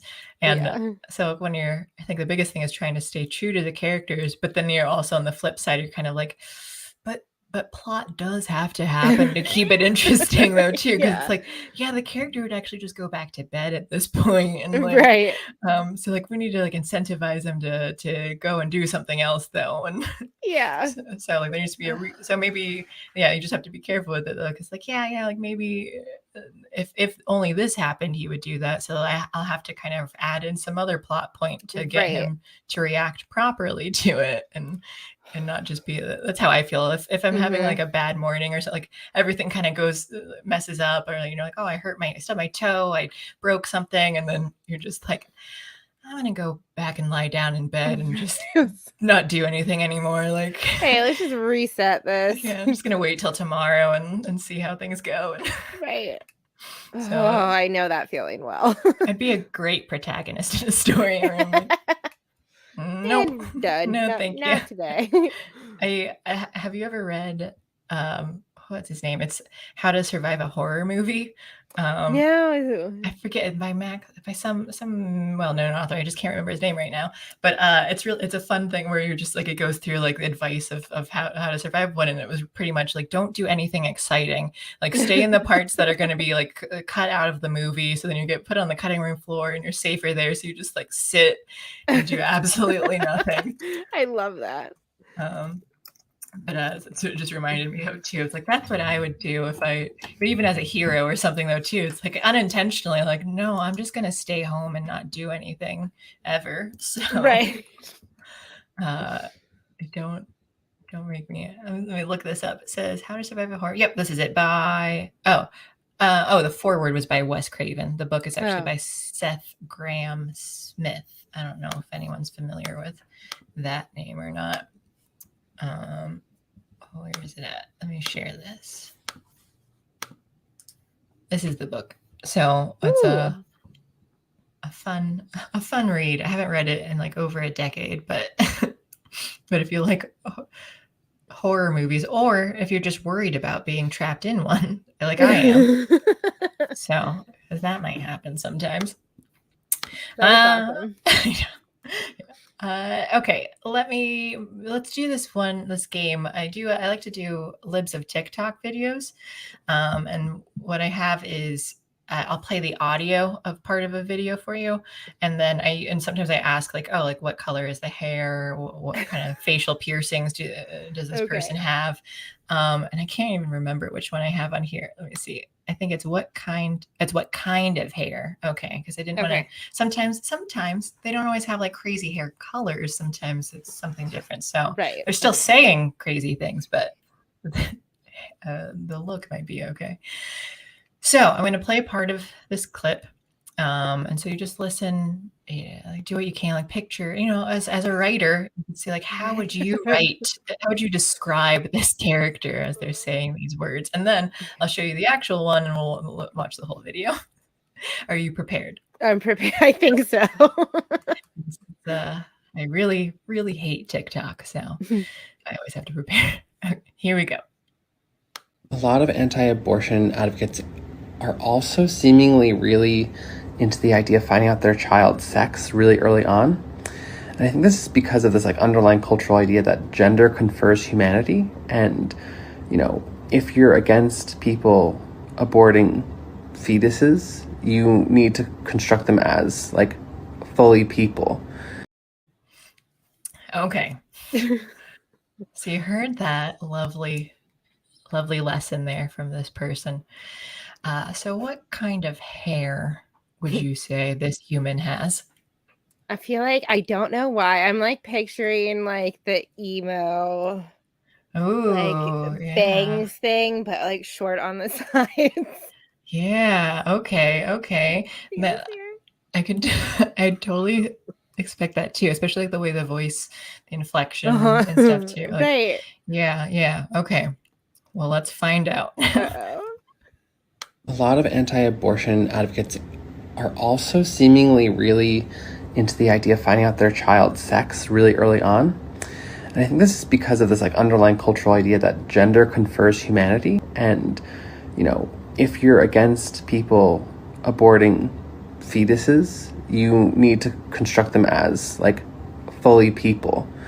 And one of the mechanisms to do so is by putting gender on them. So like, we often call fetuses like it, or we call even early babies, we often call it, babies, like it's crying because it's like not quite gotten gender and it's not quite become a person. But like a lot of conservatives who are really anti-abortion and really pro-reproduction, they're obsessed with gendering their children before they're even born, so they come into a world fully gendered because it's like how to humanize them and to stop people from being able to have safe access to abortions. Well, there you have it. That was like quite the argument there. Wow. I don't know if anybody else saw the like painting up on the shelf behind it. I don't know if it's a he or she or I know, that's why I is. just keep saying humans because I never know. I don't want to misgender anyone. There's a very odd painting. I know. Wait, let me click on it again because I didn't look. A lot of anti-abortion advocates are also seemingly really into the idea of finding out their child's sex really early on. And I think this is because of this like underlying cultural idea that gender confers humanity. And, if you're against people aborting. What am I looking at? It's a bald person with a choker and somebody. But it what was it like wearing? It looked kind of like a monk outfit or something though too. That was just but it had like heavy eye makeup and stuff. Because it just kept slowly. I'm like, what is it going to reveal now? And I'm not sure. That's some good suspense right there. So for those just listening though too, the description of this human, it was just very short, curly, like blonde hair and glasses. That's why I was surprised too. That I'm like, I think your description was more apropos for it because I'm like, why? Maybe it didn't look like they had done anything with their hair. Like, but maybe you should. Maybe you should go and do dye it, spike it, something though too, to just kind of change what's happening here. Right. So because although you didn't guess accurately, your description was a lot better for what this person should have been. So I'll still give you 5 points for it. Yes. I'm winning. You certainly are. Although I'm not keeping track of the points anymore. So I forget. I think you're at 18. Is that right? So you have to remember your points. I'm bad at it. Now I'm losing. Because who knows? We're gonna just dropping points everywhere. So I think you're at 18. So you're doing great so far. Let me see here. What was the next thing I wanted to talk about? So you've talked about like your different things that you've liked to read over the last few years, especially. And one topic was like reading books on dangers of SJW-ness and debunking CRT, because of the types of people that we have on this channel. Right. What books could you list? Some of the books that you've read, and I guess what have you learned from these books? Okay, so one of the best ones, like on like the CRT thing, was it's by D.M. Schwartz, and it's called The Cult of Critical Race Theory. He's a very smart guy. You can just tell he's like probably never had to apply to college. Like one of those. Yeah, I think he's like a doctor. I'm not sure, but he makes a really solid argument against their ideas and points out all the hypocrisy, and it's like one of those that was just refreshing to read because you're like, thank you. None of this makes any sense, but he's good at articulating why it doesn't make sense. And it's nice because his book was like relatively short. Last year I read some really long books that you just feel like they're never gonna end. Yeah, if they drag on too long, you just that's fair. Let me bring this book up. The D.M. Schwartz. Okay, I have here. This one? The Cult. Yeah. Critical. Yeah. Okay. He also he's done, I think, 2 others. One was about Ibram Kendi's book. And then the other one was the white fragility. Fragility. Although the best books by the best people. They're great books.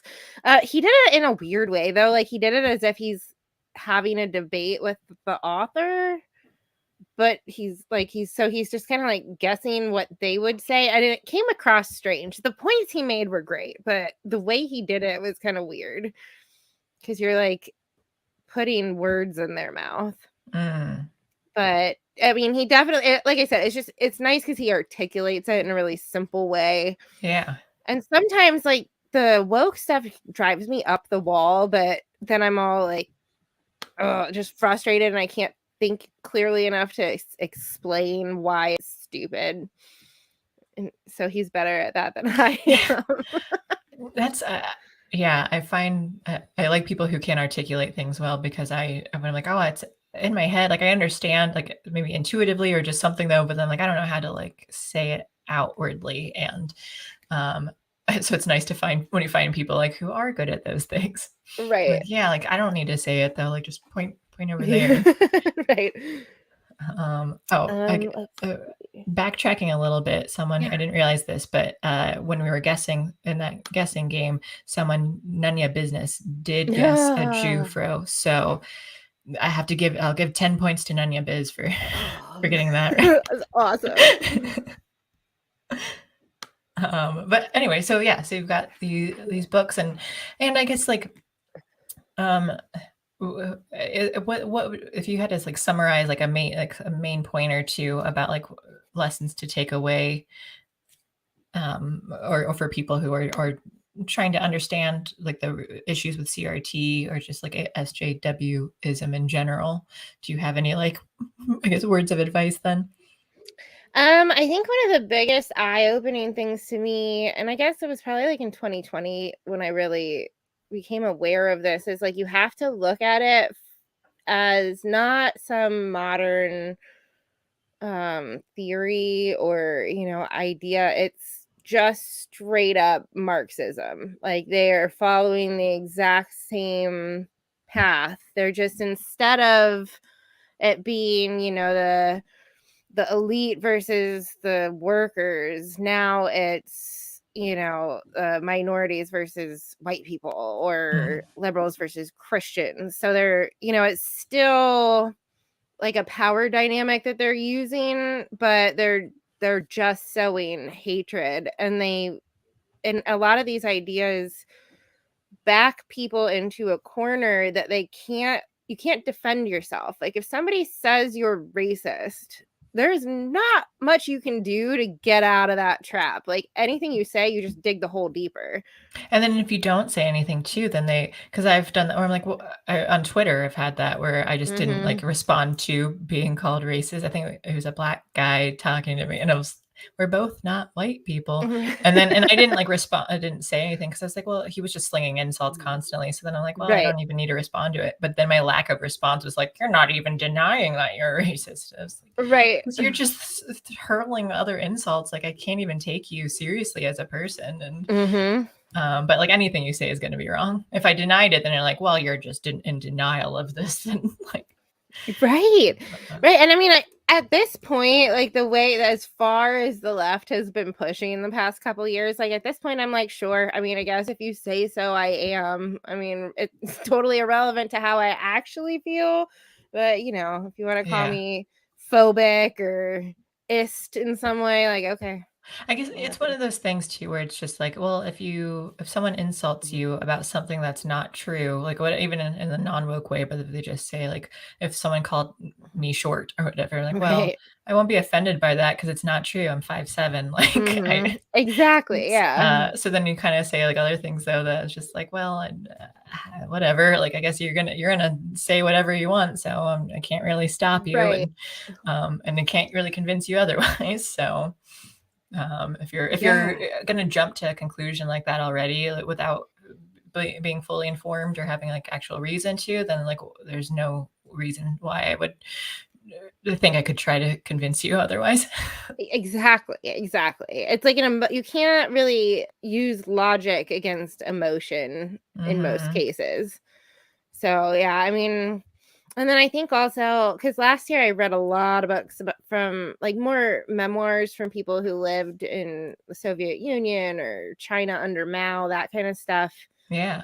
And the patterns emerge kind of how these revolutions started and where they lead. And so I think that's the other thing that's important to kind of take away from this is it is all really dumb. Like most of these theories make no actual sense. They don't stand up to any kind of debate or criticism. It's but inconsistent with their own things too, because they'll oh just say yeah, like the exact opposite later on, but then they'll believe it like oh right, wholeheartedly. like, yeah. But It's then like if you bring up what about the other thing that you said before, like, yeah. well, this is different.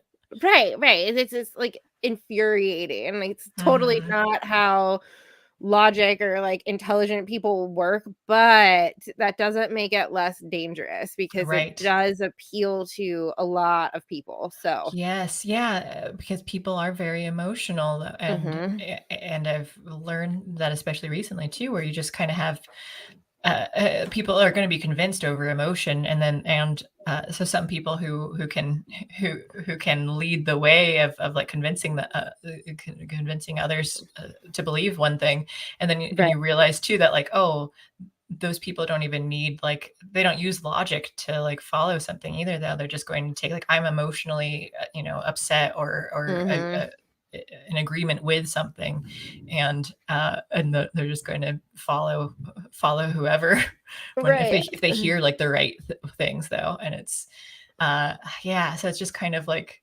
a little black pilling, I guess, when you have that kind of thing happen where you're like, I want more logical people, though. And like, I really appreciate those who have some, like, who can use reason and logic to try and like make decisions over things. Yeah. Something our world lacks lately, I think. Yeah, definitely. And Tree Surgeon says it definitely speaks to the elephant, and that's the who is it? I forget the author, but the elephant versus the rider, and the elephant is the emotions, and the rider is the one trying to control it. And even though they've talked about it on Unsafe Space a lot, I can't remember the person who wrote that, but yeah, that concept of just the elephant definitely has the emotional one, and it tries to take control of the person a lot too. And you need the writer to kind of be like, emotions aren't bad. Like you should have emotions over things, but you don't let them lead the way. You can't control how you feel about something, but you can control how you react to your feelings.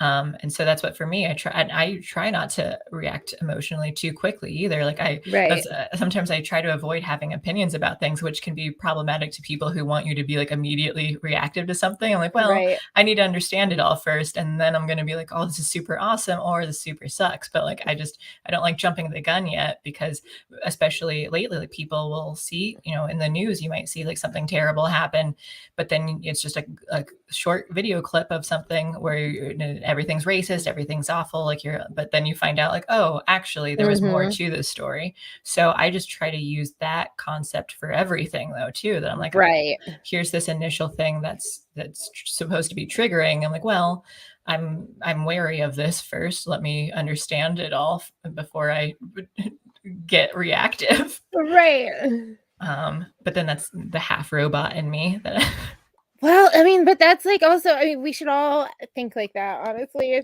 That's maturity and wisdom. Yes. Like, you don't react immediately. You wait and you process and then you react. But I mean, it's so rare now that it seems weird, but it should be how everybody acts. Yeah. Yeah, and Jonathan Haidt was the one with the elephant and the rider. So thank you, Tree Surgeon. But yeah, like, and then I guess that's the issue with culture, though, too, that the social media exacerbates the problem. We have like the whole cluster B personality types that I think are very prominent now online these days. And so then it just like keeps feeding into each other too, because then you get this, the emotional reactions of people supporting you, and you're like, well, I'm going to keep doing this, I'm going to keep behaving this way, and then the more you do it, so it just kind of like goes back and forth, that they feed into each other, and then it's just like, well, we're screwed. Like, society is going to fall apart now if this is who's like taking the lead. But I guess, and the people who like the drama and stuff too, like they like the emotional stuff, who like the drama, and it's I don't know. I think it's just so much online, and that's why I don't even like looking at. I get tired of it, like on Twitter, and I'm like, I don't feel like looking at this now. And again, I'm just going to go back. I'm still powering through Nathan Fillion's Castle. Oh, okay. Because I love detective shows. So I'm just bringing, but then I'm like that, like, okay, I'm done with social media. Let me just go and watch some fictional stuff for a while. Oh, I totally get it. I always know, like, if I'm having a good day or a bad day, if I can handle libs of TikTok or not. Like, some days I'm like, that person's stupid. And then other days I'm like, burn it all down. Like, we're just send the asteroid. We're done. Oh, yeah. What was the Don't Look Up? Did you watch that movie? It's about the comet or asteroid.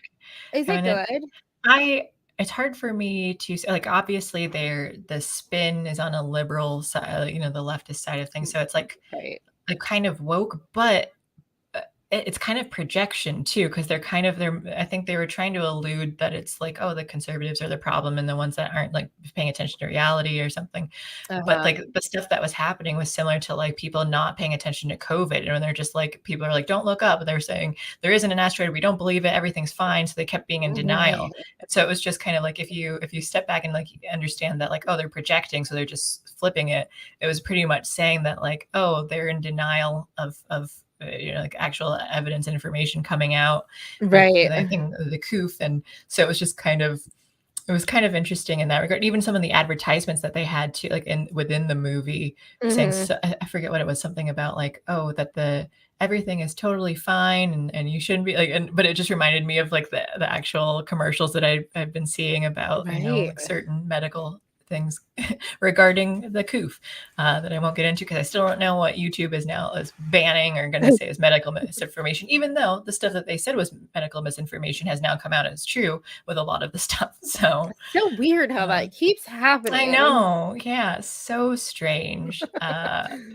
But censorship is the best thing ever. Thank you, YouTube overlords. So keeping us safe from those dangerous thought criminals. Yeah, right.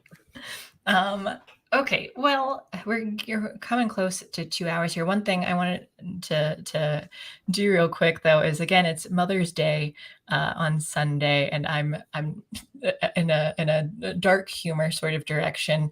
I wanted to find. I came across a list. This is meet the 5 worst moms in history. So I kind of wanted to just skim through that and see what they're about, because then I think some of them had like the whole true crime thing. I'm like, oh yeah, Juliet, and I might be interested in seeing this. So let's see. Holy cow. History. Meet the 5 worst moms in history. So I'll just skip down to these. Are you ready? All right. We've got, coming in at number 5, we have Mary Ball Washington. He may have had, this is George Washington's mom. He may have been the father of our country, but George Washington had a miserable mom. While he was working 24/7 to keep the American Revolution alive, she was bad-mouthing the patriot cause to everyone. French military officers in Virginia even claimed she was an outright supporter of England's King George III. She embarrassed poor George all the way to the presidency. Oh. Wow. Poor guy. It's like, but I'm gonna be like one of the most important people in history, Mom. Like, just believe in me. Doing all kinds of stuff to try and help out and do these things. She's just like, no, son. That is hilarious. It's so sad. Poor guy. All right, number 4, Arizona Donnie Barker, aka Ma Barker. This show me state girl made the FBI's public enemies list in the 1930s. J. Edgar Hoover called her the most vicious, dangerous, and resourceful criminal brain of the last decade. Ooh, by making crime the family business. How's that for bad parenting? Sons her, Lloyd, Fred, and Arthur Barker became criminals the minute they got out of diapers. Murder, car theft, kidnapping, armed robbery, bank holdups, the boys did it all, and Ma was right there with them. Things abruptly ended in a rural Florida hideout in 1935. A shootout with FBI agents straight out of a gangster movie ended with Ma and Fred going down. At least the family was consistent. They were rotten right up to the end. Well, I mean, I'll give her points that she had a family business. She cared enough to keep them involved.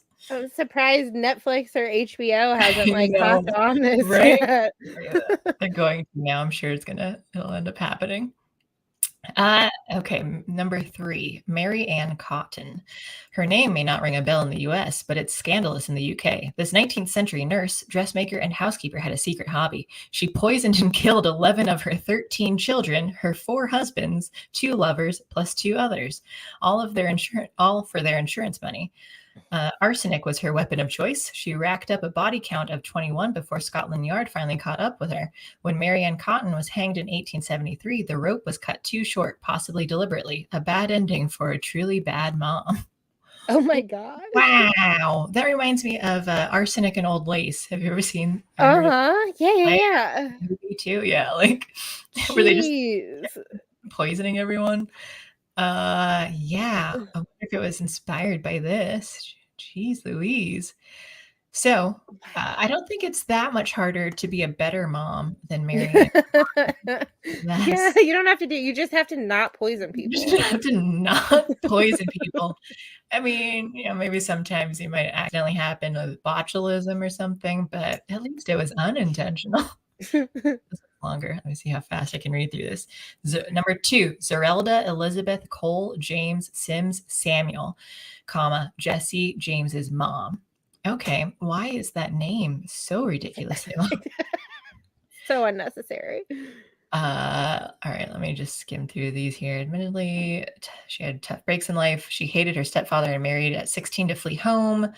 Her husband was a Baptist preacher.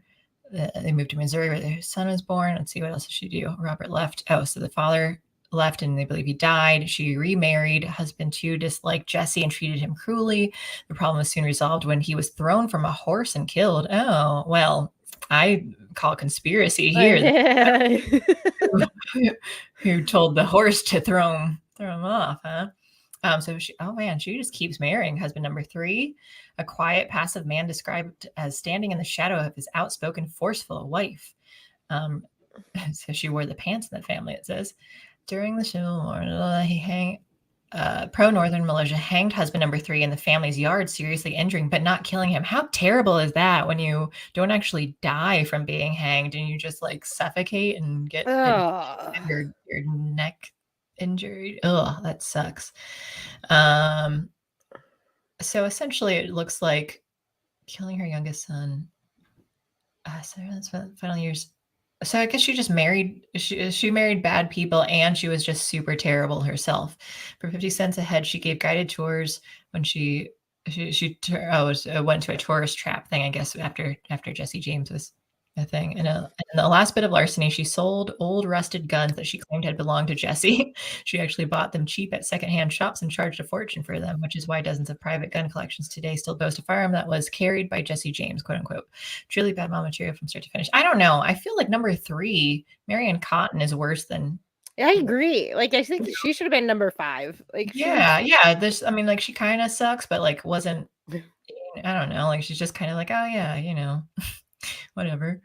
All right, then coming at number 1, we have Mama June from Here Comes Honey Boo Boo. If you saw the show, you understand. Enough said. I never saw the show, but I have heard terrible things about parents like that. Yeah.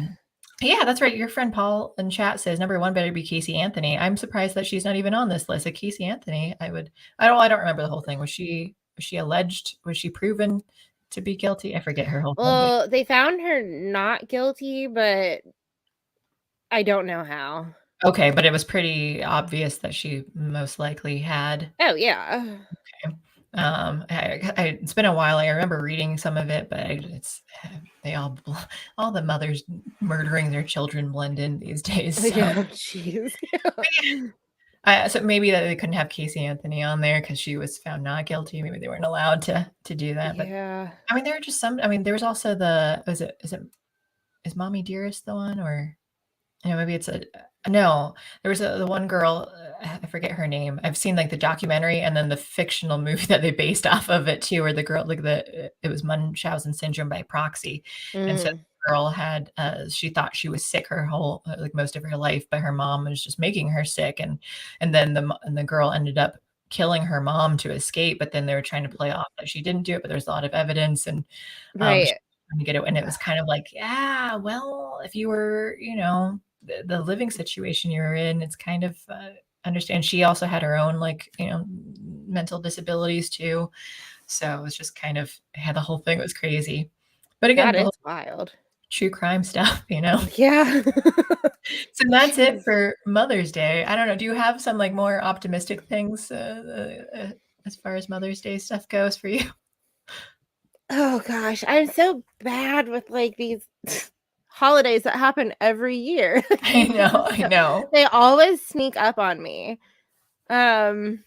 Yeah, this I is, don't know. I've never super celebrated this holiday myself. So we were just like, oh yeah, that's happening. So I'll find a list of stuff. But yeah, I don't know. There's flowers, brunch, that's a thing. So if you guys have your birthing parents out there, the birthing people, then you can do some flowery stuff. Brunch is always good. I do love breakfast food at all times of day. Well, okay, then I have one last game for you. Oh, let me get rid of this thing. We don't need it anymore. Forgot. So I have one more game to round it all out. Double or nothing. Oh. If you get this right. Okay, it's going to be Cards Against Humanity. Oh. And so I'm going to give you your question. The black card's the thing that you have to fill in, and then I'm going to give you 4 choices. So, are you ready? I'm ready. Let me see. We've got the question, or the sentence that you have here is, coming to Broadway this season, blank, the musical. I might have used this before, but I found it again and I liked it. So blank, the musical. We're going to fill in. We have first one, Fancy Feast, the musical. Second choice, Tom Cruise, the musical. Third choice, Auto Cannibalism, the musical. Fourth choice, oh gosh, Auschwitz, the musical. So you've got coming to Broadway this season, blank, the musical. A, Fancy Feast. B, Tom Cruise. C, Auto Cannibalism. Or D, Auschwitz. Oh my Auschwitz. God. I feel like oh man. Auschwitz. You're going with D? Yeah, me too. So I'm going to give you double your points there. I don't remember, we were at 18 something, 36, whatever you're at, you win. You get all the points because, yeah, that's like the worst one. It's absolutely the worst. Just doing like, I mean, I'm sure, is Anne Frank a musical too? I wouldn't be surprised if there is a version of that though. Right. If there isn't, I'll write one. Just have the Nazis dancing over top of us. She's hiding under the floorboards. Oh man. Oh my gosh. Oh, maybe chat knows. Has anybody seen that crazy musical where like they're making like I mean, well, it's a movie, but they're in the movie they're making a musical about Hitler. And there's like this it's got Gene Wilder in it. Oh, is it? Oh, the producers? Is that oh my gosh. Because the producer's the one that has, that they're doing. I can't remember anything about it now. What's the song? The main song that I know. Springtime for Hitler. Springtime for Hitler. It's like the most ridiculous thing I've ever seen, and I had never even like heard of it before, and I was just walking through my friend's house and it was on the TV and I was like, what is happening? Oh my gosh, Mel Brooks is my hero. Like I love him. He was always someone, again, I don't need to have an Asian or a woman to like be someone I look up to though. Like Mel Brooks, old Jewish man here, like you are who I want to be.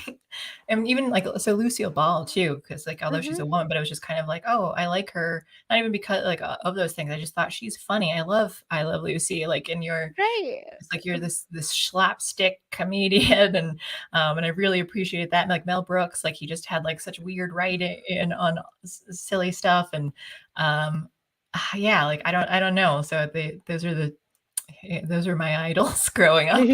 I love that. The producers, it's great. Yeah, Springtime for Hitler is awesome. Oh, thank you, Silverlock too. He says, have a great weekend. You have a great weekend as well. And then we should go watch the producers now for Mother's Day. Watch some Springtime for Hitler for Mother's Day as you spend some time with your mothers watching that. Your friend Paul says music the musical. I was actually working on a musical called that at one point. I still haven't finished it, but it was called Music the Musical. That's awesome. Care Sar says that merits 64 points for that too. So okay, he's right. Chat, whatever anyone says in chat, it goes. Like, yeah, it's canon now. So you now have 64 points. You totally win. And we've called these minority tokens. It's like what you get. So you get to collect, because it's a token minority report, you get minority tokens. So these are non-transferable. You can only use them here, but then if you want to, you can use them to, I don't know what rewards you want, but you can just request something and then I'll see if I have. It's like a shop that you go to and you just say like, what do you got? And then, or actually, no, you say, I want this thing. I don't even want what you got though, because I don't want to have to think of it. So you tell me, what do you want? And I'll say yes or no, whether I can provide. So you can also like hold on to it. We'll just remember that you have 64 points later. And by remember, I mean probably forget, and then just make up a number in the future. But I love it. Well, very organized.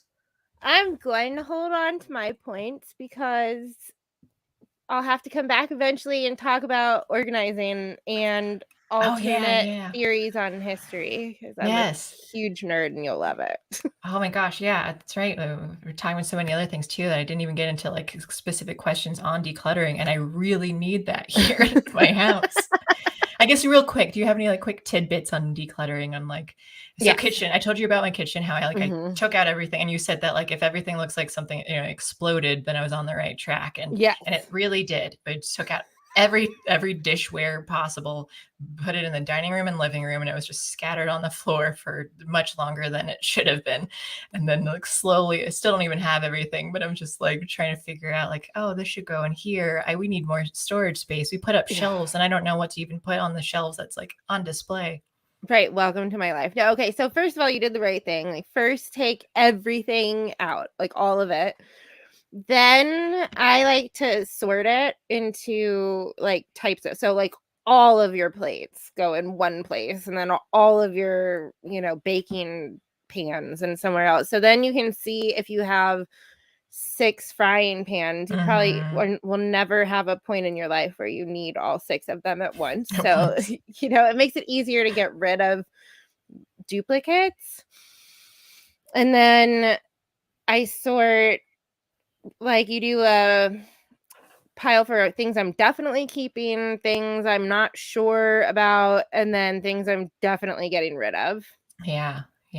Which helps. And then once you have those sorted, then look at the ones you're not sure of, because usually that kind of frees up your space, because you're like, well, I'm getting rid of like these 20 things so I can keep all of this, or I'm keeping a ton of stuff. I should probably just get rid of the maybes, And it's then, so hard for me. I'm so I'm sentimental about everything. I'm the same way. It is really hard to like purge. I feel like people that don't think it's hard to purge probably don't have any clutter. They have no soul. And then I kind of like to group things, keep them in the cat. So all the plates, all the bowls, that kind of stuff. And then you can see, just looking at it, like how much space you'll need to store those. And that usually helps. I'm not going to lie, it's not a perfect science. And I even end up moving things around until I find the best configuration for this space. But definitely like trying to get rid of stuff is one of the best first steps. And then when you are putting things back where they go, anything you rarely use, put that in the hardest to reach spot. Yeah, that was the goal, because we have like the high cupboards and stuff too. Like, well, what can I shove up here that we don't really need? Right. But it's we have so many, so we get mugs when we travel, and so I'm like, oh yeah, because that way we can remember these things. But then it's just like, well, I don't even drink coffee. So like only one of us drinks coffee, and we have all these mugs that I barely, so I have to drink like other stuff in them too if I'm gonna pour anything, or I don't even drink that. I mostly just drink water. So right.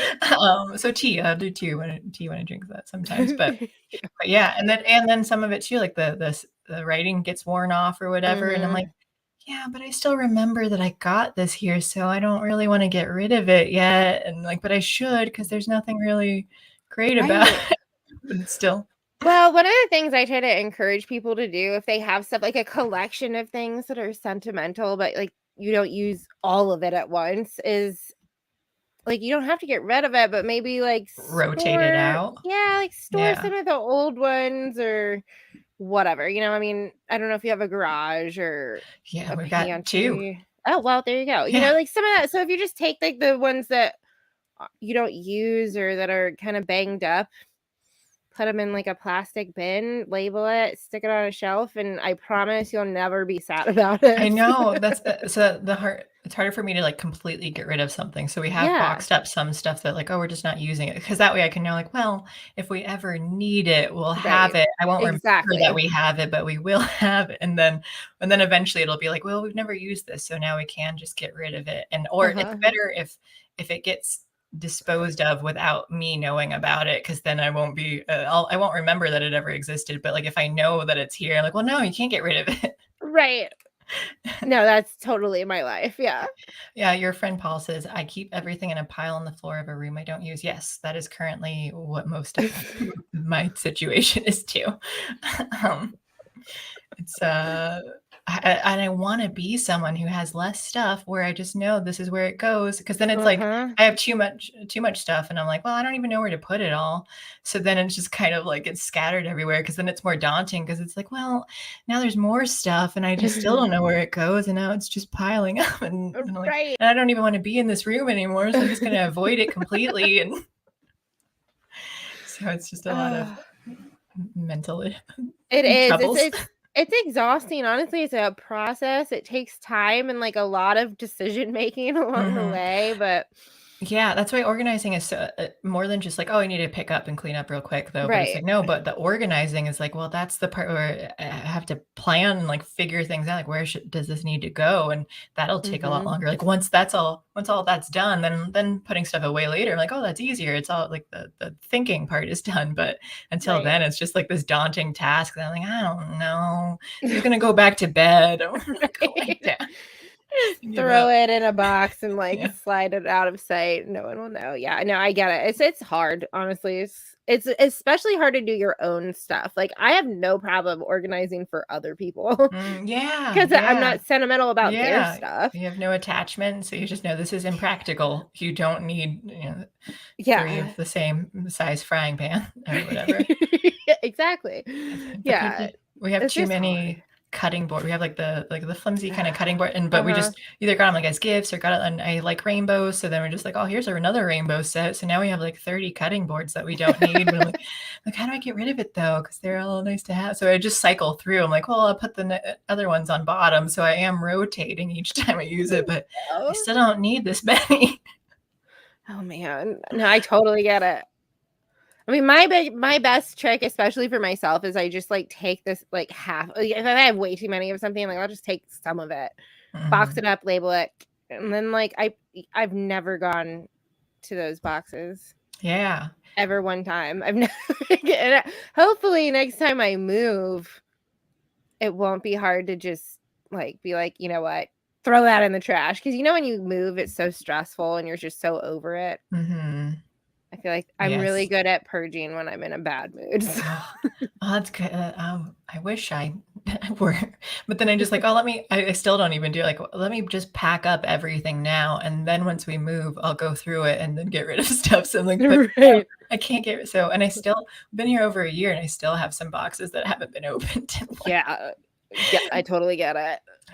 So that's a whole different thing. I'm like, oh, I'm gonna have to organize that. I've got books that I need to put on a bookshelf. We built the bookshelf and I still haven't even gotten the books out. So I'm like, kind of do that, but I need to make space for all the other junk.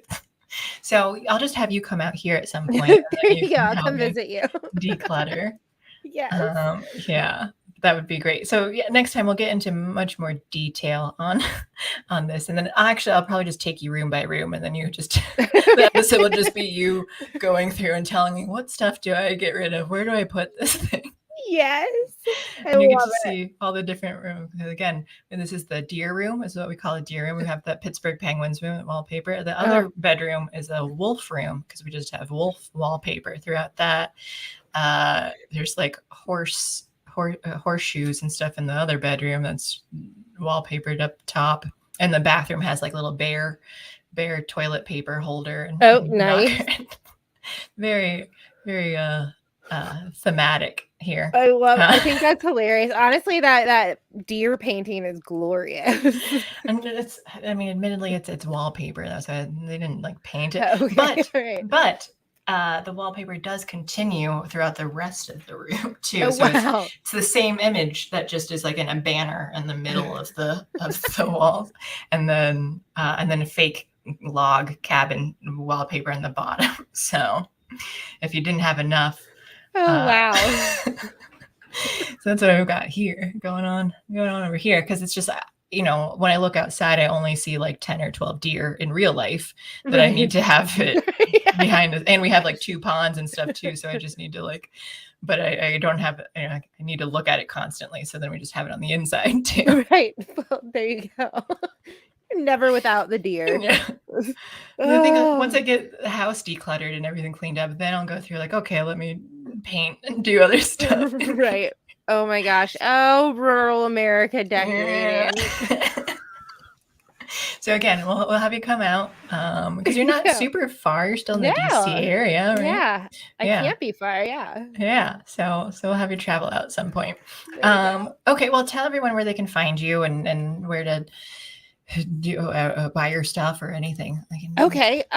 You can find me on Gab at Juliet TruthSeeker 8487. I'm never sure. I'm like a little dyslexic with numbers. I think it's 8487. What's the reason why you're not on Twitter? Did you get banned, or did you just stop using it? Okay. Well, at first I stopped using it, and then I created an account to lurk because it's really annoying not to be able to click on anything without the thing popping up. Force you to sign in. Yeah. And then I made the horrible mistake of commenting on Phil That Remains post about George Takei, saying William Shatner didn't deserve to go to space.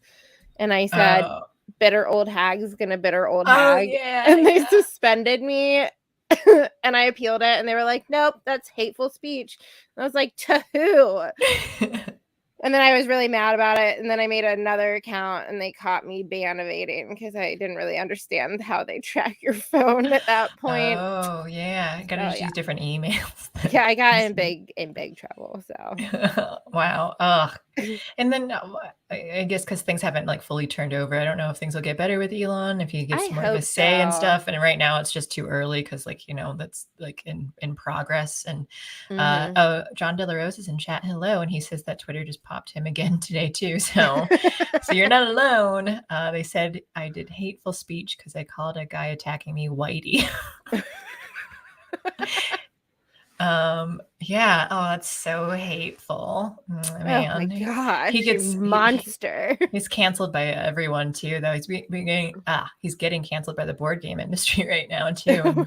For harassment. So yeah, well, that's the world we live in. So again, some black pills going on. Yep. I'm unfortunately I do that a lot, and I don't mean to. Black pill everybody. Yeah. Well, no, it's so easy these days though. It's right. Because everything is sucking. So okay, so you're on Gab, and then yes, other things that you want to shout out. So if you've been around for most of the show, then you know I wrote a book. It's called A Sky with No Stars, and you can find it on Amazon. I know you put the link in there earlier. And I'm actually working on a Substack because sometimes I do these mini deep dives, or I just collect a lot of information on one subject that I don't know what to do with. So I'm starting on a Substack. I'm not going to do subscriptions. I'm just going to leave it free, but watch for that on Gab. I'm sure I will let everybody know when I get that up and running. Well, cool. Any last words that you want to say? And congratulations on winning today's episode, by the way. That was very successful. Thank you. I thought, I was a little concerned toward the end, but you really brought it back around. So. did a great job. There we go. Let's Juliet Black Pillar. Cares to Heart St. Joseph. My Twitter handle before I got banned was Juliet is lurking. Is lurking. Oh yeah. Okay. So you really are on the nose about how like you are on here to lurk. I was. And you were. But I tried not to comment. I tried just to like and bookmark because I was just like lurking. Yeah. I don't want to get in trouble, and I just couldn't help myself. Sometimes it's difficult where it's just like, I really need to say something. Like I don't want to, but I have to. But then it's easier when I just don't do it at all. Like if I stay off completely and then because it's that quick cold turkey. So something like, oh, I'm really invested in something, and then you're able to just like leave. But if I'm not looking at something at all, it gets easier. Like Facebook, I left it for 3 months, and then but even after, I left it because I was just talking about this yesterday. I think there was a girl my friend had posted something. It was during the riots in I think it was Seattle or Portland. And then he was like, oh, like now the conservatives are like getting guns and going outside to to block it.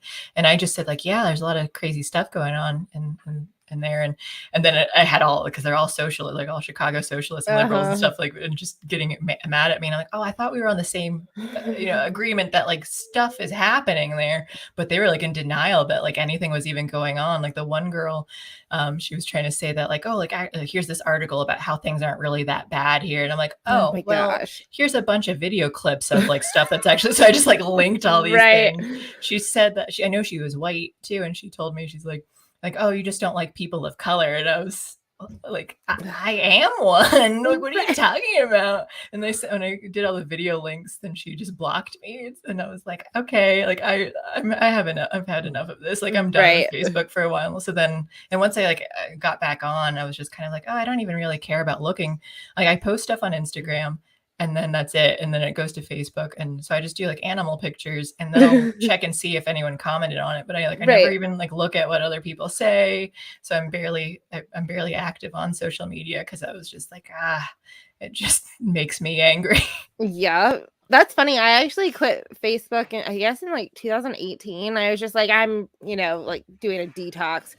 Never gone back. People message me and like they'll be like, oh, I added you as a friend and you never added me back. I was like, I don't even know if I can still log in to Facebook. So no, it's weird. It's funny because like before that I was super on Facebook all the time because it is addictive. Like I mean, it's true what they say about like social media when you get the notifications and everything. So then you just like, oh, I want more likes, I want more interactive people and stuff. And then I have addictive, whatever it is, where people don't like me, I get addicted to other things is what I'm trying to say. People hate me, but like I get obsessive about stuff. So then like I just get really into something, and I really have to sometimes just be like, no, I need to not be like do this at all. Or sometimes it like changes on its own. Like I might be into something for a week and then I'm like, I'm good now. Like I'm done. And that happened to me with Wordle, the Wordle game, where I'm like, I'm really into this. And I was just practicing. I was doing like the side ones where you can just do a bunch. Because I was like, how fast can I get these done? Like, I'm just going to keep going. And then after a week, I was like, okay, well, now I'm playing some Nintendo. I've got Nintendo Switch Online. It's more fun. It's so funny how that is. I'm the same way, though. I'm into it, and then I'm just not at all over it. Very hard into something. And then like, okay, I've moved on. It looks like other people have quit Facebook as well too. Like, I don't know. I think again too. I think the good rule of thumb is just like social media is going to destroy your life. So get outside, do other things. You don't have to be here. Stop watching this channel now. No, keep watching. We really need it. Sudoku Kersar says that I have Sudoku on my phone that like if I have downtime of whatever it is, like I'm sitting around, like Sudoku is what I go to. Right now I'm stuck on one, it's only on medium and I'm really stuck. I'm like, what am I missing? And I just keep staring at it and I have to look at it later on. I'm like, I know something is really obvious here and I just am not seeing it right now. G-Man asks, can we watch a movie together? Absolutely. Maybe we could do that in a Discord. That'd be fun. That'd be fun. Yeah. You are on Discord. I'll add you to our Unsafe Space, the community one too. Yeah. So I'll do that. That sounds fun. But that would be cool because I know you can like screen share and watch stuff though. So I don't know if I'm supposed to say that, but I know people have done that. But anyway, thank you so much for coming on, Juliet. And I definitely will have some sort of declutter show in the future, though, as I try and get rid of stuff. It'll just be about like how Beverly is going to clean up her life and get it together. There you go.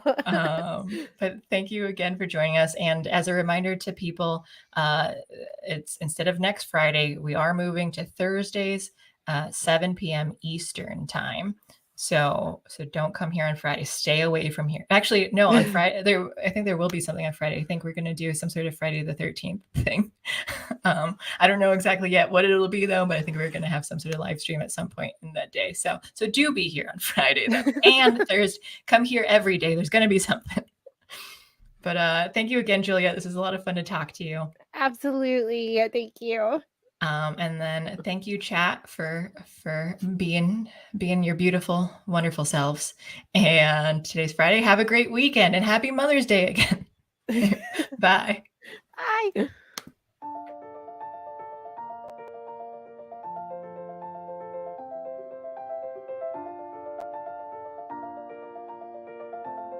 Thanks for sticking around until the end. If you're new to Unsafe Space, check out our deep content library that includes discussions with everyone from James Lindsay to Brett Weinstein. And please consider helping to fund our work by visiting unsafespace.com/donate. You can find us on a variety of social media platforms, and you can find a community of like-minded individuals on our Unsafe Space Discord server, which is open to financial supporters at any level. We hope to see you there.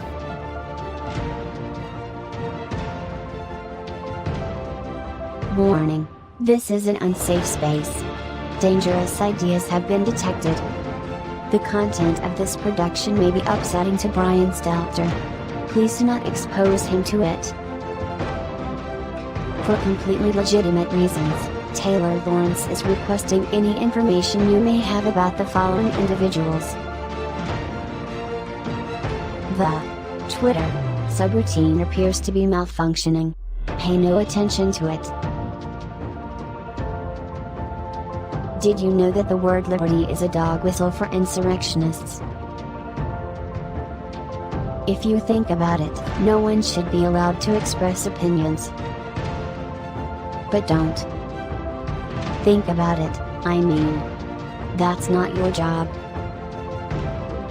Thinking has been scientifically proven to be less efficient than compliance. Science, scientific, and scientifically are registered trademarks of the World Economic Forum. Unauthorized use is prohibited. Computer voice courtesy. Never mind, that last line is fake news. Please disregard it and return to your safe space immediately. There will be cake.